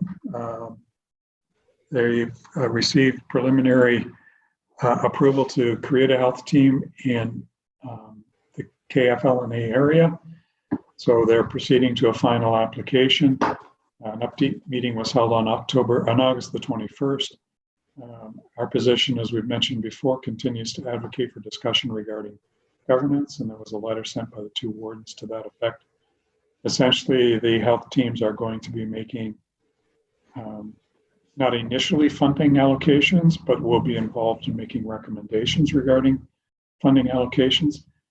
We've met with the City of Kingston CAO, LNA CAO, as well as the Dr. Pecora, Dr. Morrison, and Teresa Macbeth, representing the Ontario Health Team, to talk about how that'll affect our resources. Between the three municipalities, we spend about $200 million between direct health care, paramedics, and long-term care, and indirect health care, which the OHT is calling the social determinants of health, everything from housing to welfare programs, which need to be part of an Ontario Health Team. So we have a significant stake in how this will be rolled out and what the governance model will look like and how that'll affect decisions.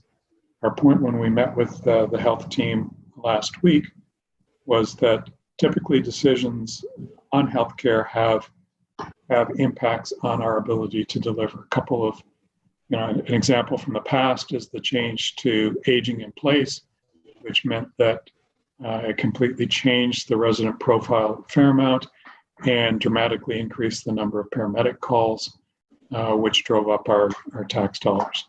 Moving forward, the province is looking at using paramedics as a tool to allow people to stay in their residence longer, which means an expansion of community paramedicine, as well as looking at paramedics as a potential delivery mechanism for the vaccinations that are going to be required.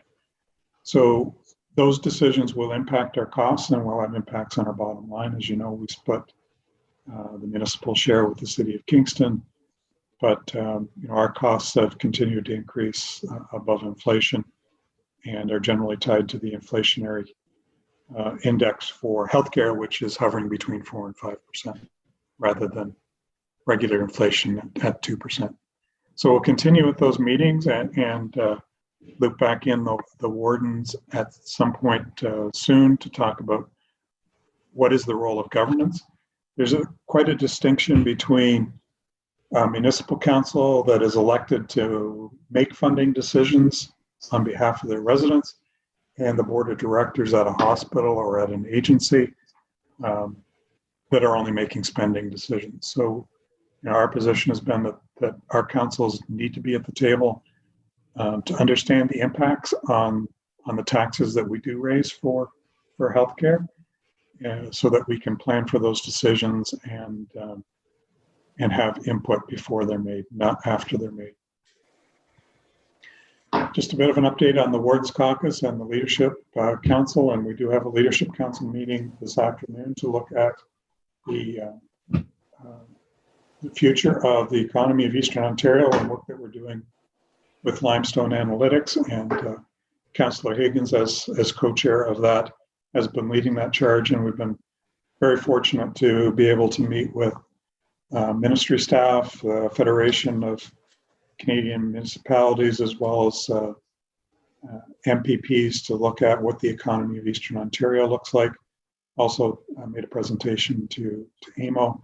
We expect that the model has been built such that it can be expanded not just to Ontario, but to all of Canada, and we're pretty excited about the potential for Eastern Ontario to be a leader in that. Our AGM for the Wardens Caucus will be in January, and the new warden will be at that. We had a priority setting session last week with the wardens on Friday.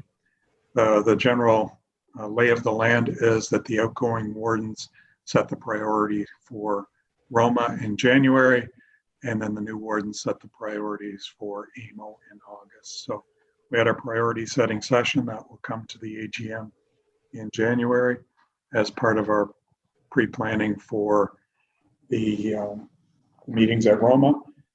Still remains the highest priority is broadband and cellular coverage in Eastern Ontario, followed closely by long-term care. We're doing a long-term care review similar to the paramedic review, and a first draft of that was presented to the wardens last Friday, and we'll probably have a full package ready for this council at our January meeting. A number of bills, which I won't go through in the interest of everybody's time. Just a communications update, and a big thank you to Allison and Matt and Richard for the work that they did on Open Farms. Had a tremendous effect on all of our communications channels, and as somebody that isn't social media savvy, it's always interesting to hear Allison talk about how these things create value for the farmers.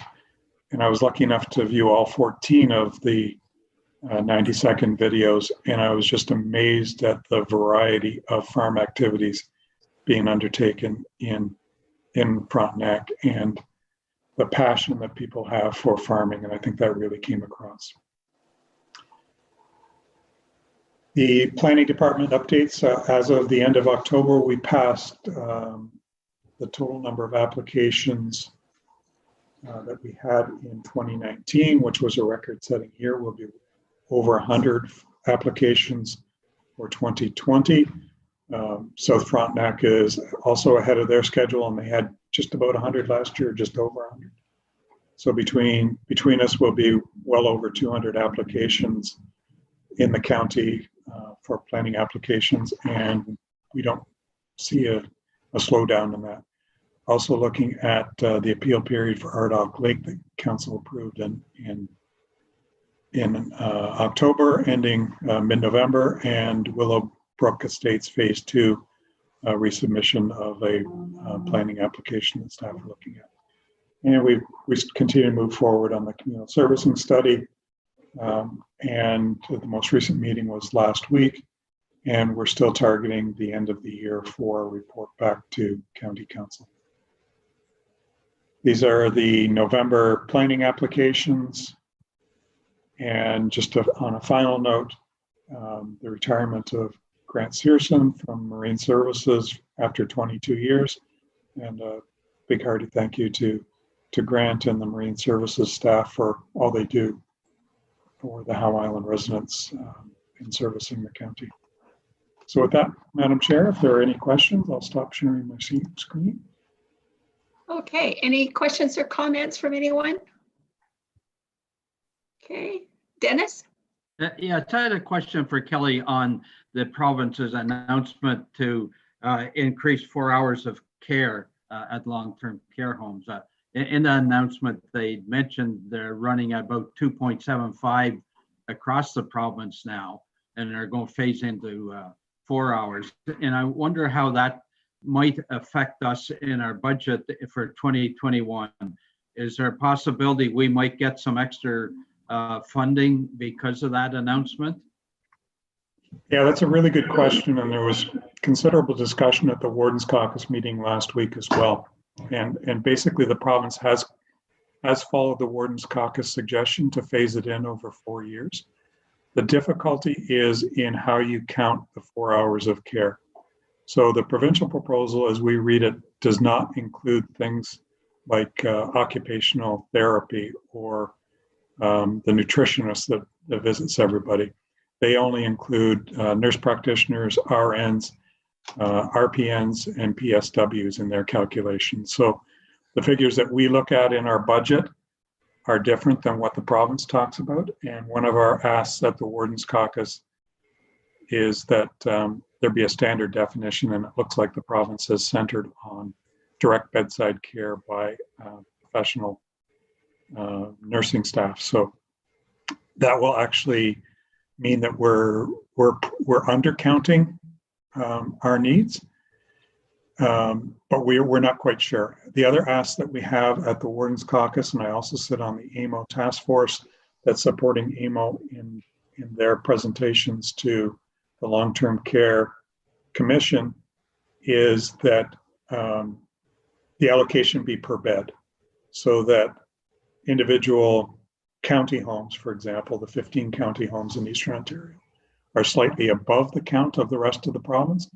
Our primary worry is that it'll be tied into the case mix index and be a very complicated formula, and we're saying that it should be allocated upon per bed, in which case that would help us.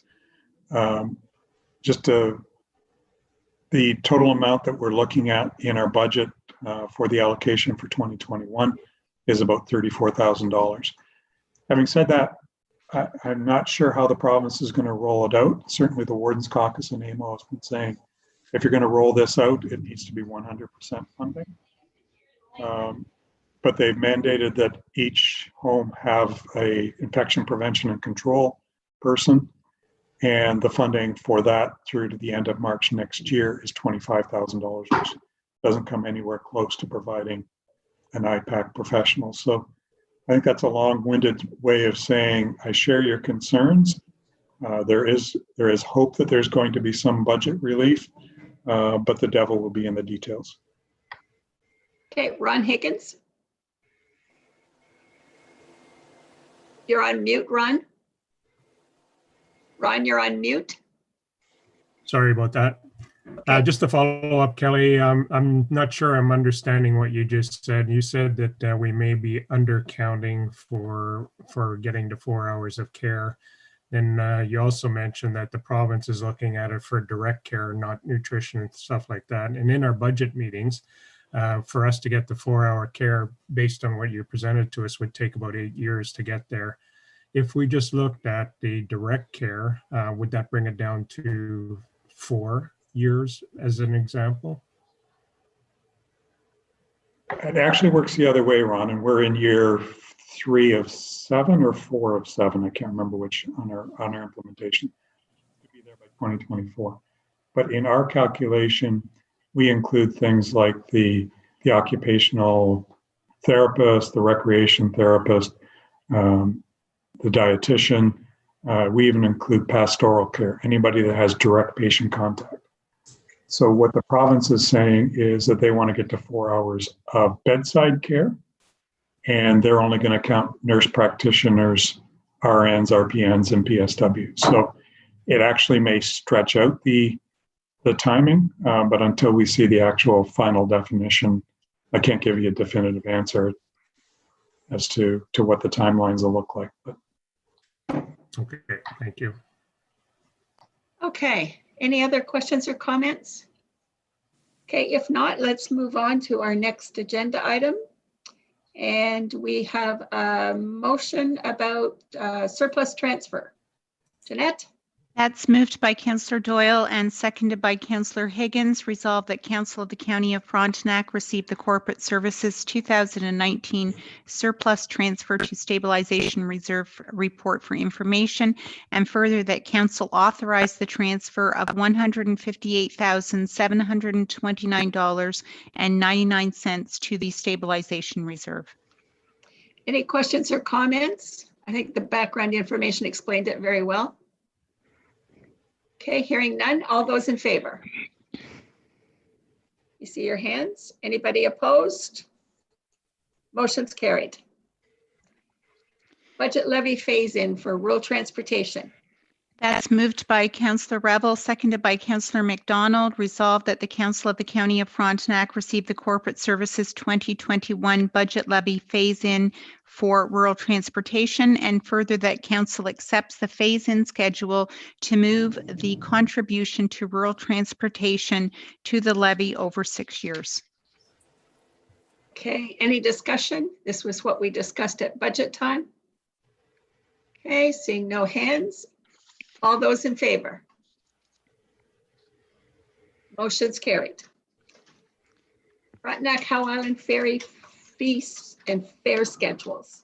Moved by Councillor Martin, seconded by Councillor Higgs. Resolved that Council of the County of Frontenac receive the Corporate Services Frontenac Howe Islander Ferry Fees and Fares Schedule Report, and further that a bylaw be introduced later in the meeting to adopt the 2021 Frontenac Howe Island Ferry Fees and Fares Schedule.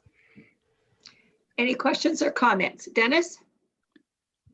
Yes, I was reading the chart that puts that shows all the schedule fees, and there is a minor error in one of them, and it's on the discounted annual pass. If you read it, the discount is supposed to be for ages 65 and over, but on the chart it says K plus, and that should read 65 plus. I know the staff put that in there just to see if any of us read that kind of detail, but I did pick that up. And you passed the test. Thank you. Oh, it was you that put it in there, Fran? No, it wasn't me. Okay. Any other? Oh, Bruce, go ahead. I have a question. Would it be possible to get a copy of the budget as to how we arrived at all these rates? Like, how do we know that $10 is enough for the passes, and an extra $2 is okay for visitors? I mean, we don't know what the actual costs are or what we budgeted. Who can answer that? Kelly? Or maybe Alex? Yeah, I'll answer that. So based on the projections with the potential change in the agreement with MTO, the additional costs that would be covered based on the volume of tickets and the volume of passes we sell in most years. Okay. That answers your question. So is there a budget that we can see? Is that venturing into closed session territory at this point? Kelly, Jeanette?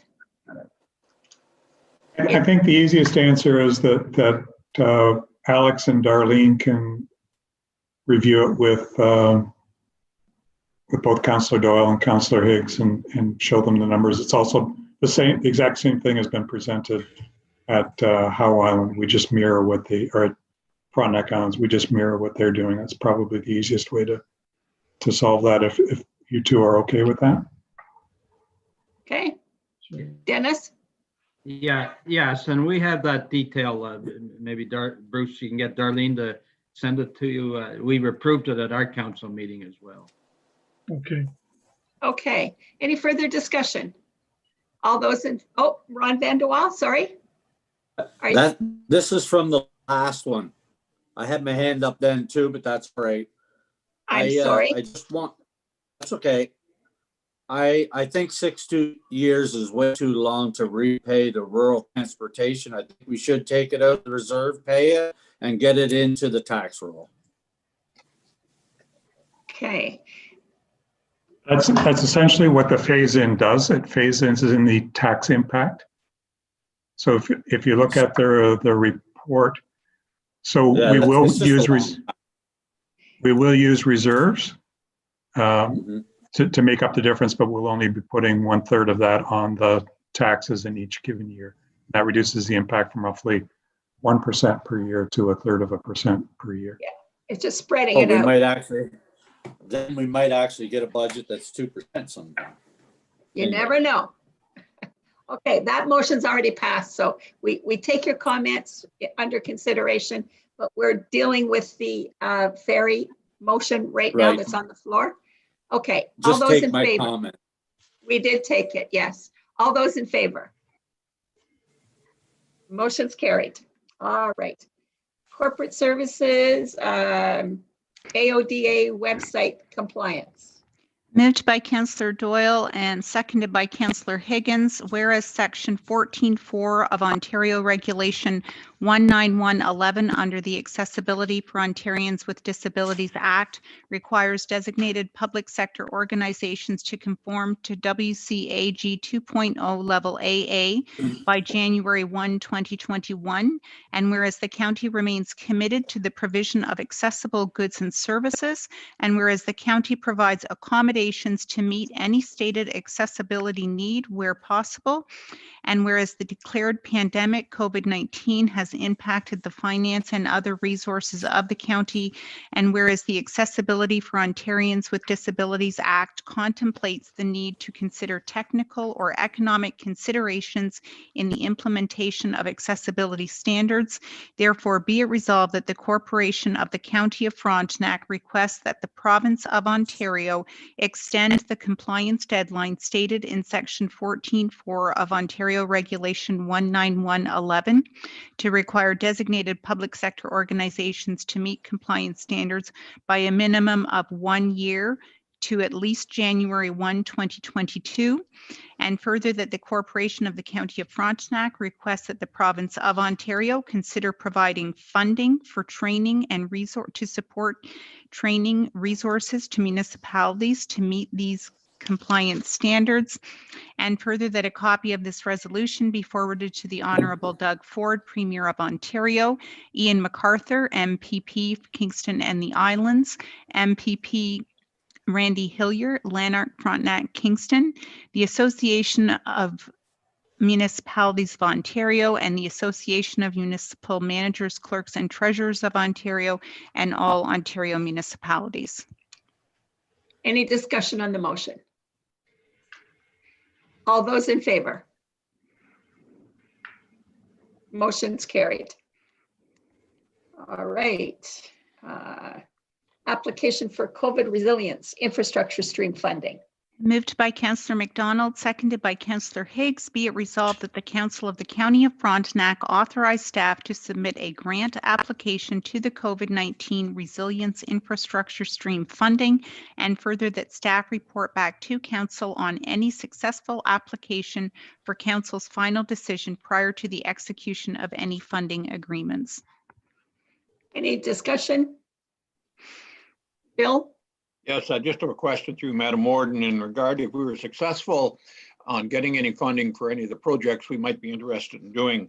I'm just wondering if Kelly could tell us whether or not there's a time frame in which all of those projects have to be committed or completed.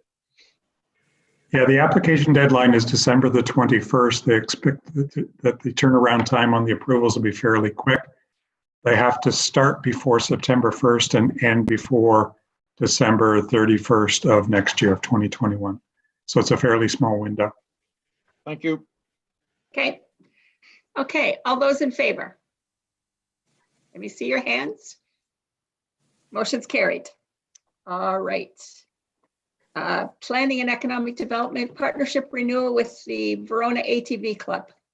Moved by Councillor Doyle, seconded by Councillor Higgins, be it resolved that Council pass a bylaw later in the meeting authorizing staff to enter into a partnership and use and use agreement with the Verona ATV Club to allow motorized vehicles to use the Frontenac K&P Trail from Craig Road to Clarendon Station, and further that staff be delegated authority to complete annual renewals of these agreements. Dennis? Yes, I want to talk to this one because I see it as primarily a South Frontenac thing and would like to hear from the councillors and deputy warden on this. I've been quite involved in this for years, right back to 12 years ago, I think, when we started talking about opening up the K&P Trail. I was on that committee, and we obtained money to open up that committee from Trans-Canada Trails with the agreement to allow motorized vehicles on it. So I think we got a big issue here if we change that, and probably would have to return some monies and all that. Besides, I'm now on the Community Development Committee, and there's been a lot of concern raised by members on that committee that they won't use the trail through Verona to walk on, which they do now if ATVs continue to use it. So I think we need to discuss this further, and I'm not sure if it's one of those things we should defer until we get more information from the stakeholders. Well, let's hear some more discussion. Alan Ravel? Thank you, Warden Smith. So it's my understanding, Councillor Doyle, this particular initiative runs from Craig Road northerly through to Clarendon Station. So it excludes the section of trail from Bellrock Road to Craig Road. So I'm in support of this. It's this section of trail that they believe has always had an opportunity for motorized vehicles to be included in it. Okay, Ron Vanderwall and then Dennis. Somehow I've lost everybody on here except for Ron Higgins. But anyway, I think this is a county issue. It's not a South Frontenac issue. And I agree with what Councillor Ravel was saying. Okay, Dennis Doyle. You're on mute, Dennis. You're muted, Dennis. Oh, okay. Dennis, you're muted. Yes, I've unmuted. Sorry, I thought I had. Okay. Yes, I think I misread, not knowing the roads as well as I should. I was thinking Craig Road was south of Verona. It's north. So yes. I think that takes the issue away, and I think the residents of Verona will be pleased with that. So like Alan, I'm now in favor of it. Okay. Any further discussion? That's a question. Yes, go ahead, Jerry. Yeah, my question is the go ahead. The North Frontenac is. Can you hear me? Yes.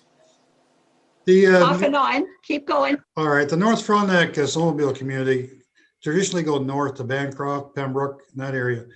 Are they going to be able to use the snowmobile or the K&P trail to go south into the Kingston area, or are they limited when they get as far as Verona? Is that the end of the snowmobile system?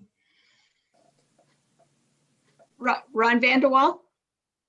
I think we have an agreement up to Orser Road, which is basically the city border. I think it's Orser Road or maybe MacGyver Road, but they're not allowed in the city. But they can use the snowmobile uses the trail now up to the city limit, I think, at Orser Road. All right, thank you. Okay. Ron Higgins? Can I just ask a basic question? Why, I thought these were motorized trails anyway, multi-use trails. Why do we have to have an agreement? Kelly, do you want to take that one? Sure, and Richard's online as well. I can fill in more details, but this is an agreement to allow them to do patrol and to participate in it, separate from the issue of whether there's motorized vehicles in Verona.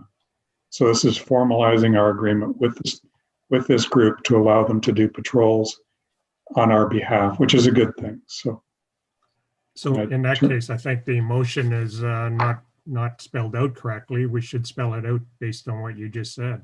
Because this to me says to allow motorized vehicles to use the trail. It's actually to monitor the trail.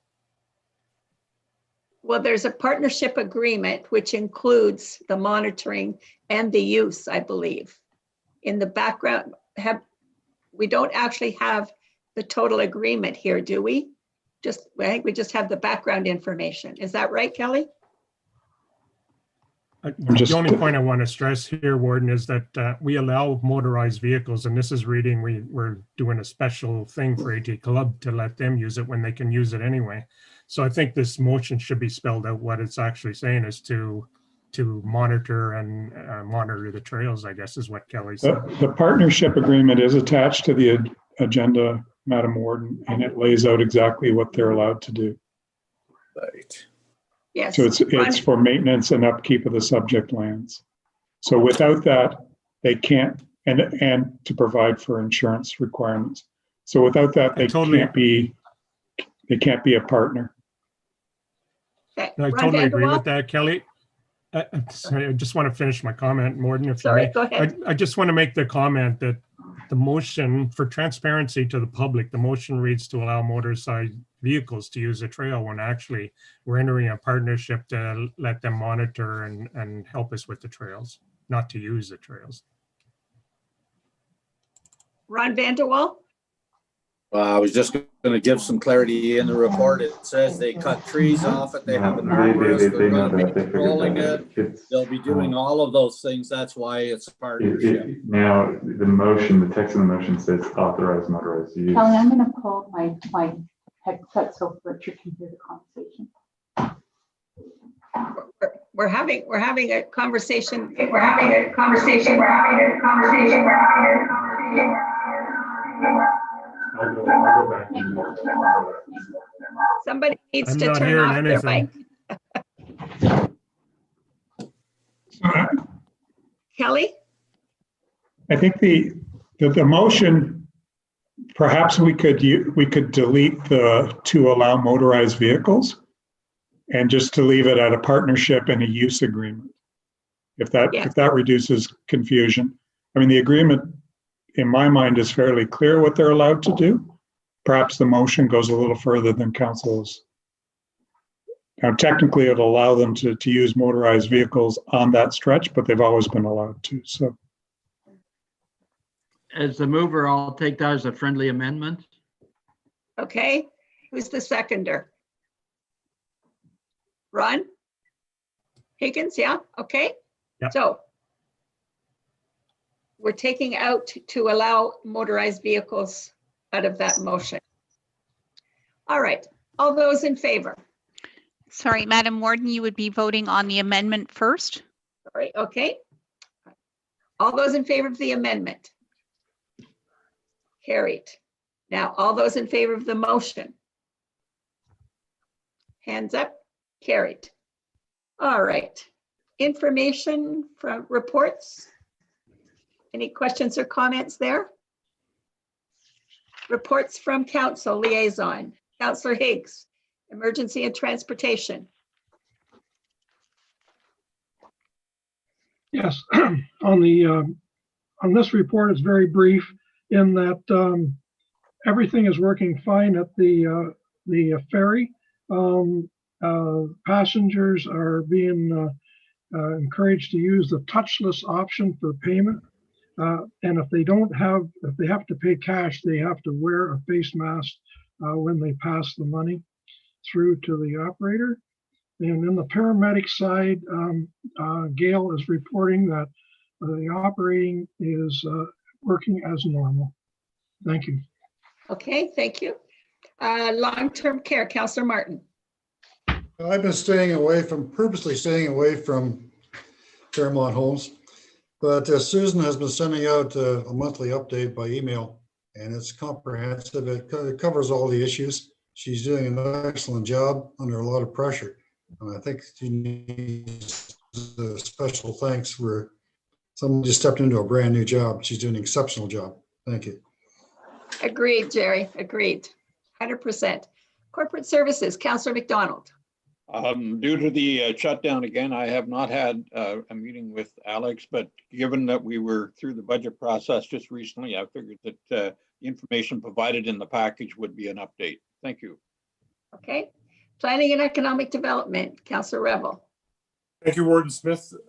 So in following Kelly always, he touches on many of the planning materials or many of the items in my report. So I'll keep it as brief as I can. The Communal Services Study Committee has been moving along in their work, and essentially at this stage they're looking at a couple of options to move this forward. One would be the Municipal Services Corporation, and the other would be a county-led governance model. In terms of planning applications, as Kelly indicated, there have now been over 100 applications put forward for the 3 municipalities, and which has been the busiest year so far the planning department has had. In economic development, we've had the presentation from Allison for open farms, and it's been a success as much as possible this year. We're doing it virtually. Certainly from a personal perspective, I hope the return to in-person visits to the farms. There is an economic development service review that's underway currently. Blackline consultants are completing their final draft and will come to county for a December review of their findings. The economic development program has put in place a local platform for shopping local, and that's certainly hoped to spur shopping local among many of our businesses. Lastly, the final work is being done in the KNP trail section, just some signage for that last section going up to Clarendon Station. And that's my report, Madam Chair. Okay, thank you. All right. External boards. Alan, you're on again with the library. Thank you, Warden Smith. Very little to report in terms of any particular activities with the library. This particular meeting, we will be meeting virtually just because of a loss of our current meeting space for this month. There are still, I believe, some openings that have yet to be fully completed as the building details among some of the outer municipalities or rural municipalities are sorted out. But I think generally speaking, everything seems to be working fairly well with libraries. Thank you. Okay, thank you. KFL&A, Councillor Doyle. Yes, thank you, Madam Warden. I think everybody knows we've had a particularly bad week, primarily in the Kingston area. Out in the municipalities in Frontenac, we're not too bad, but it has a habit of spreading pretty quickly. So just want to make everybody aware that we've been in the green section all along as far as the provincial color coding goes, and that is defined by under 10 cases per 100,000 people. With the recent cases, we're up close to 20, or maybe even today, I haven't got the numbers, maybe over 20 people per 100,000. So that puts us into the yellow section, which has more restrictions. But what I'm worried about is we're not far off the threshold for orange, which is the one just below red, which is most serious, and over 25 cases per 100,000, which is in the neighborhood of 50, 51, 52 in our region. Active cases would put us in the orange. So I want to remind everybody, we got to continue to be very vigilant and take care, and probably that was the justification for today's Zoom meeting as opposed to meeting in person. So I think in the municipalities it may be tough, but we're looking at things that we're thinking of opening and thinking, well, maybe we better not open them until we get a better fix, because all the predictions are we're just at the threshold of a much increase in cases. I think that Ontario is saying maybe up as high as 6,000, and it's not too long ago when Ontario thought 600 was out of control. So I want to encourage everybody to remain vigilant. Thank you very much. Thank you. Which is why the meetings are going back to Zoom, and it's not that the warden doesn't like to get up early in the morning, as some members of council think. Okay, next is Housing and Homelessness Committee. I have no report. There's been no meeting. Food Policy Council, Councillor Higgs. You're muted. There we go. Madam Warden, I'm pleased to report on the Food Policy Council. We had a virtual meeting on November the 13th. And last meeting, I brought to your attention about Bill 216. So I'm going to elaborate a little bit on that. The KFLNA Food Policy Council initiated the first draft of Bill 216, which has now been put forward by MPP Darrell Cramp, Hastings, Lennox, and Addington. The first reading of the bill was on October the 19th, and the second reading was on the 20th of October. The private member's bill was carried, and now will go to the standing committee for review prior to the third reading, which is expected in January. This bill aims to ensure that food literacy and skills education be embedded in the school curriculum throughout grades 1 to 12. Bill 216, the Food Literacy for Students Act, would be the first of its kind in Canada to mandate food education in schools. And further to that, our Food Policy Council would like all of you to help us, because we need to get 3 new members to our council. Especially, we would like to have a teacher. Because of this bill, we would like to have a teacher on our food council. So if you know anyone who would be a good member, please bring it to our attention. Thank you. Okay, thank you. All right, return to council. Oh, sorry, Dennis, go ahead. You're on mute. Yes, I just want to comment on Bruce's pitch for the Bill 216. Given I'm with Public Health, we have been supporting this all along, and we're instrumental in helping the Food Policy Council write the original document. And it would help when it gets to committee if we had support of councils such as County Council and the municipalities. I've met with Darrell Cramp a number of times on this one, and he's encouraging that we get as much support as we can, because when it gets to committee, that will help a lot if we're all in support of it. And I think this is Darrell's first private members bill, so he has taken a much bigger interest than I've ever seen any MP or MPP, as far as that goes, get involved in such a thing. Thank you. So a question, Jeanette, should that be a notice of motion from Bruce and Dennis? Or could we? Sorry, it could be. I can work with Councillor Higgs over the coming months so that we can get something onto the December agenda, if that works for Councillor Higgs and Councillor Doyle.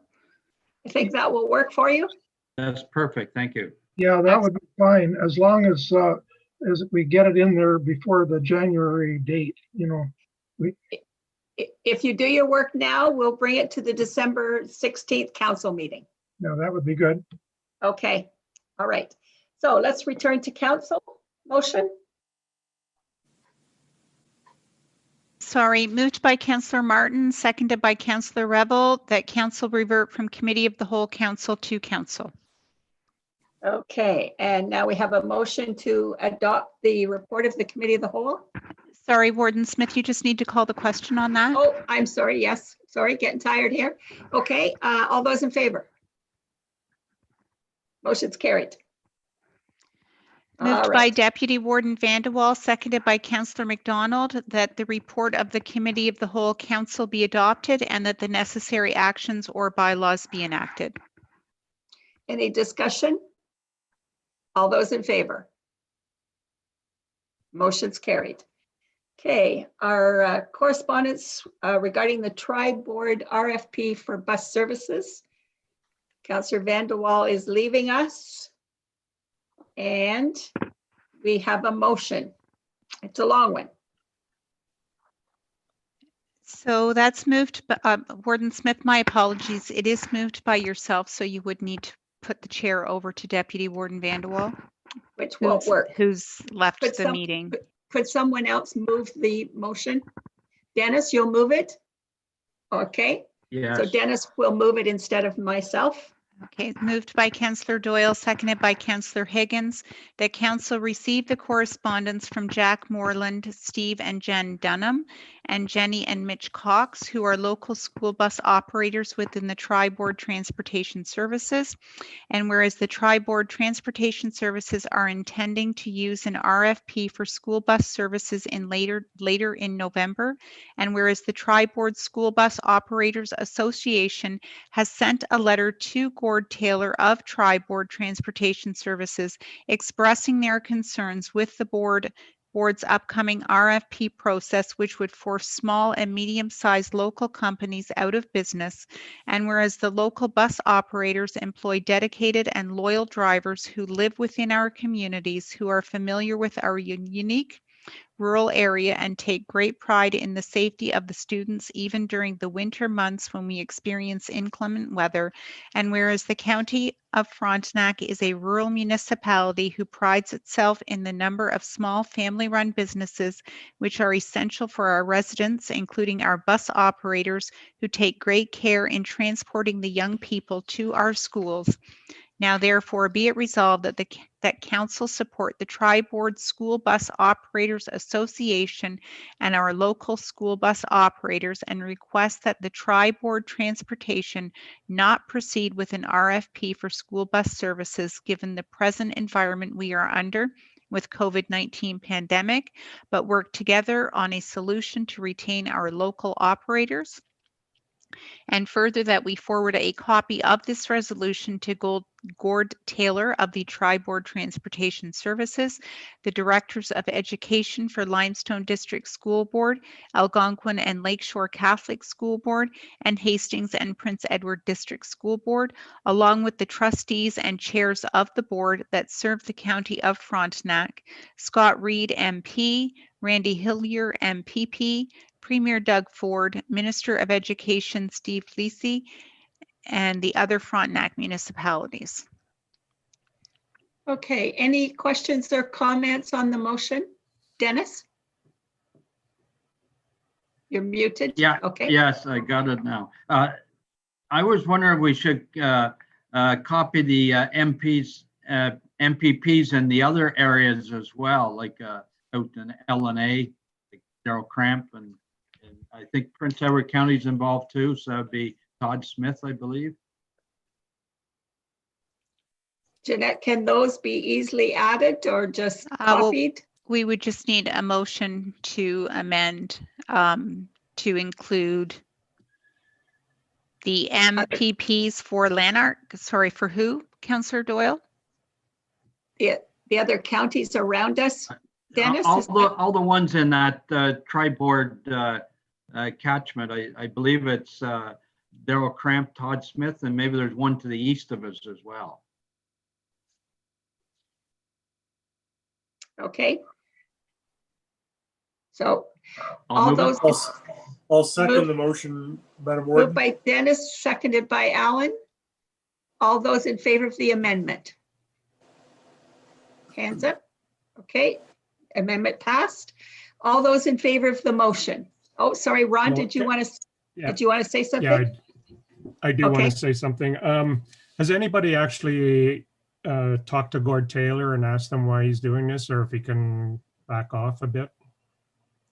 We have not as a municipality, but I do Okay, believe the other- that the Bus Drivers Association have spoken to him over the time, and I think our operators have also spoken to him. Okay, the other point I want to make is this comes up every 3 years. I think I read that somewhere, that they issue an RFP every 3 years. It's a standard 3-year thing that they do. To protect our local bus companies, I think we should approach Gord about doing something about ensuring that in the long term, not just the short term between every 3 years, but in the long term that we retain our local bus drivers. I don't like that RFPs are usually based on cost versus quality. And I think that needs to be considered as well. So I don't know if we need to play a role in that or not. I'll leave that open for discussion. Okay, my feeling is at this point, I think our letters of support for the people who are having these discussions with Gord are invaluable at this time. And whether or not somebody makes a choice 3 years from now to do it again will not really be influenced by this decision that's being made right away. So I think they actually didn't go to RFP last time. It ended up in a court battle and it stopped. So this is a threat again that it's going. We may be facing it again every 3 years. I don't think we can stop that. But certainly I think these resolutions will be important to have something happen at this point. Okay, any other discussion? If not, all those in favor? Motion's carried unanimously. Okay. Deputy Warden Vanderwall, you can return. Yes. Come on back, Ron. Warden Smith, I think he's actually left his room and he's not going to be able to hear you. Oh, okay. All right. Okay, let's move on then. Giving of notice of motion. Are there any motions, notices, correspondence? I think that we already have the one for the Food Policy Council. Yeah, Jeanette's looking after that. Alan? Madam Warden, I think we also looked at doing something for conservation authorities. This was the location where we're going to do that. Okay. So Jeanette? Madam Warden, there's already, as I noted earlier, there's already a resolution in your council package under other business. And the suggestion there would be to simply amend that motion so that we include, and I do have a motion for that, but it will be looked after under other business. Yeah, so it's coming up, Alan. Thank you, Madam Warden. Okay. All right. So motion to accept the correspondence. Sorry, Madam Warden, they're just there for council's information. There's no motion to accept them. Okay. All right. Any Warden? request for the Conservation Authority? Oh, Warden. Sorry. Yes, go ahead, Ron. I just wanted to, one of the communications, number AE, I'd like to have a discussion on that. And if you remember, we were related to the strategy core presentation of the report. I asked the question why my input wasn't included. And at that time, the consultant said he was instructed not to include my comments in the report. So there's a few things here. I'd like to know who gave that instruction and why. And then I'd also like council to consider including my comments in the correspondence AE in future discussions about going forward. The main reason is that most of the recommendations, if not all, support some of the comments I made in strategy core. So I'm kind of upset that my input wasn't included in the modernization funding. Okay. Your comments were part of the correspondence. Jeanette, how do we do that? Do we pull that letter for discussion next meeting? No, it's listed as a correspondence. So you are open to discuss any of the pieces of correspondence that are on the agenda. If there's a motion that you want to make out of the correspondence, I would suggest that you give a notice of motion for the next meeting, simply because public notice has not been given and this type of item being discussed has an effect on the other municipalities. I agree. And it's 25 to 12 and there's another meeting, 2 meetings after this one. So I think in interest of time, we should have you, Ron, give a notice of motion that you want your letter to be brought to the next meeting and discussed. And that way the public will be able to see that separate and be able to review your comments. Okay, let's make Is that it so agreeable? then. Yep. Okay. So that's what we'll do with that, Jeanette. Sorry, so I'm just a little bit lost. So a notice of motion to have the item discussed at the next meeting. Sounds like I can't discuss it today. And Jeanette, you were suggesting that we do a notice of motion so it can be brought for discussion in December. No, sorry. The correspondence itself, you can discuss it because it has been listed on the agenda. If you want to take a motion to take action on the correspondence, that is when you would need a notice of motion simply because it has an effect on other municipalities. But then the correspondence itself was listed on the agenda, so it can be discussed. I think so what my motion is I would like this to be included in the municipal discussions going forward. I would like my input to be included in any decisions we make going forward. Okay, so that is a notice of motion. Yes. Okay, gotcha. Okay. All right. And I think that will be a lengthy discussion. So to have it at the end of a meeting is not a good time to have a full discussion that's needed on that. Okay, other business. We have a motion about the Conservation Authority's stimulus funding. So the motion itself is moved by Councillor Doyle and seconded by Councillor Higgins. Be it resolved that staff be directed to bring forward a report to the December council meeting, providing council with options on how best to support the request by the regional conservation authorities regarding upcoming stimulus funding opportunities, of which the CAs have identified key projects, which is looking to County Council for endorsement, sponsorship, or as a financial partner. And further, that the report include an outline of potential budget implications prior to final approval of the 2021 budget. And then I believe it was Councillor Councillor Higgins, and I can't remember who else wanted to amend that motion. Just another councillor to second the motion Councillor to amend Rebel. it. Rebel. So the amendment would be, and further that the motion. Councillor Rebel, yes. Yes. So the amendment would be further that the motion be amended to add an additional clause that, and further that staff be directed to contact the Honorable Rod Phillips, Minister of Finance, the Honorable Steve Clark, Minister of Municipal Affairs and Housing, and the Honorable Jeff Urick, Minister of the Environment, Conservation and Parks, to have Schedule 6 removed from Bill 229 to allow for consultation with municipalities who are directly affected by the work of conservation authorities. Okay, any further discussion on the amendment? Hearing none, all those in favor of the amendment? Oh, sorry, I had my hand up. Let me see your hands. Yeah, I had my hand up for a question or comment. Go ahead. Can we just add to that to copy thought you were voting. Pardon? Internet thing. Go ahead. I'm having internet instability problems, so my apologies. I'd just like to add to this that we include copy other municipalities at the county level. Okay. Jeanette, you can add that. So that's another amendment to the amendment, but it's basically adding an additional clause and further that a copy of this resolution be forwarded to and we're just our local townships, counties in our catchment area, or all across Ontario. Eastern Ontario Wardens Caucus will do.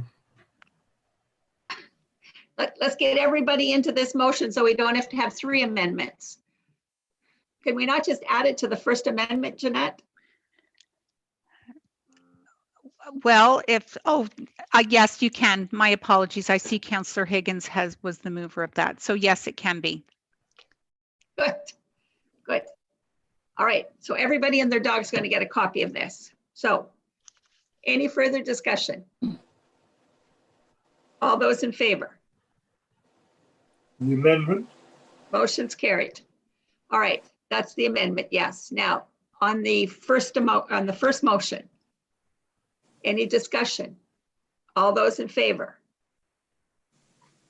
Motion's carried. All right. I have to get my agenda back up here. bylaws. Moved by Councillor McDonald, seconded by Councillor Martin. Resolved that leave be given to the mover to introduce bylaws A through C that have been circulated to all members of County Council, and that bylaws A through C be read a first and second time. Any discussion? All those in favor? Motion's carried. Moved by Councillor McDonald, seconded by Councillor Martin. Resolved that bylaws A through C be read a third time, signed, sealed, and finally passed. Any discussion? All those in favor? Motion's carried. Okay, the last item is adjournment. And just before we adjourn, I want to say thank you to each and every one of you for the past year as my being warden. We'll have one more meeting in December where I will open the meeting and then pass it over to my successor. But it's been a strange year, but we've cooperated. I think we've managed everything really well. And thank you for being so good to work with. And Fran, thank you for your leadership throughout the year, a very difficult year with COVID and everything. Thank you very much. Yeah. Thank you. I'll second that. Okay. Now the mayors are going to be meeting to do Kelly's performance appraisal right after this. So I think we need a 5-minute bathroom break and then we can go into that Zoom meeting. So that will be the mayors, I believe. See you, folks. So just we need a motion to adjourn before everybody hangs up. So moved by Councillor Higgs, seconded by Councillor Doyle, that the meeting hereby adjourn at 11:43 a.m. So discussion. Just this is just for the mayors, not Yes. Yes. Okay. Just the mayors. Okay. Yes. Thank you. Okay. All those in favor of the motion? Thank you, Francis.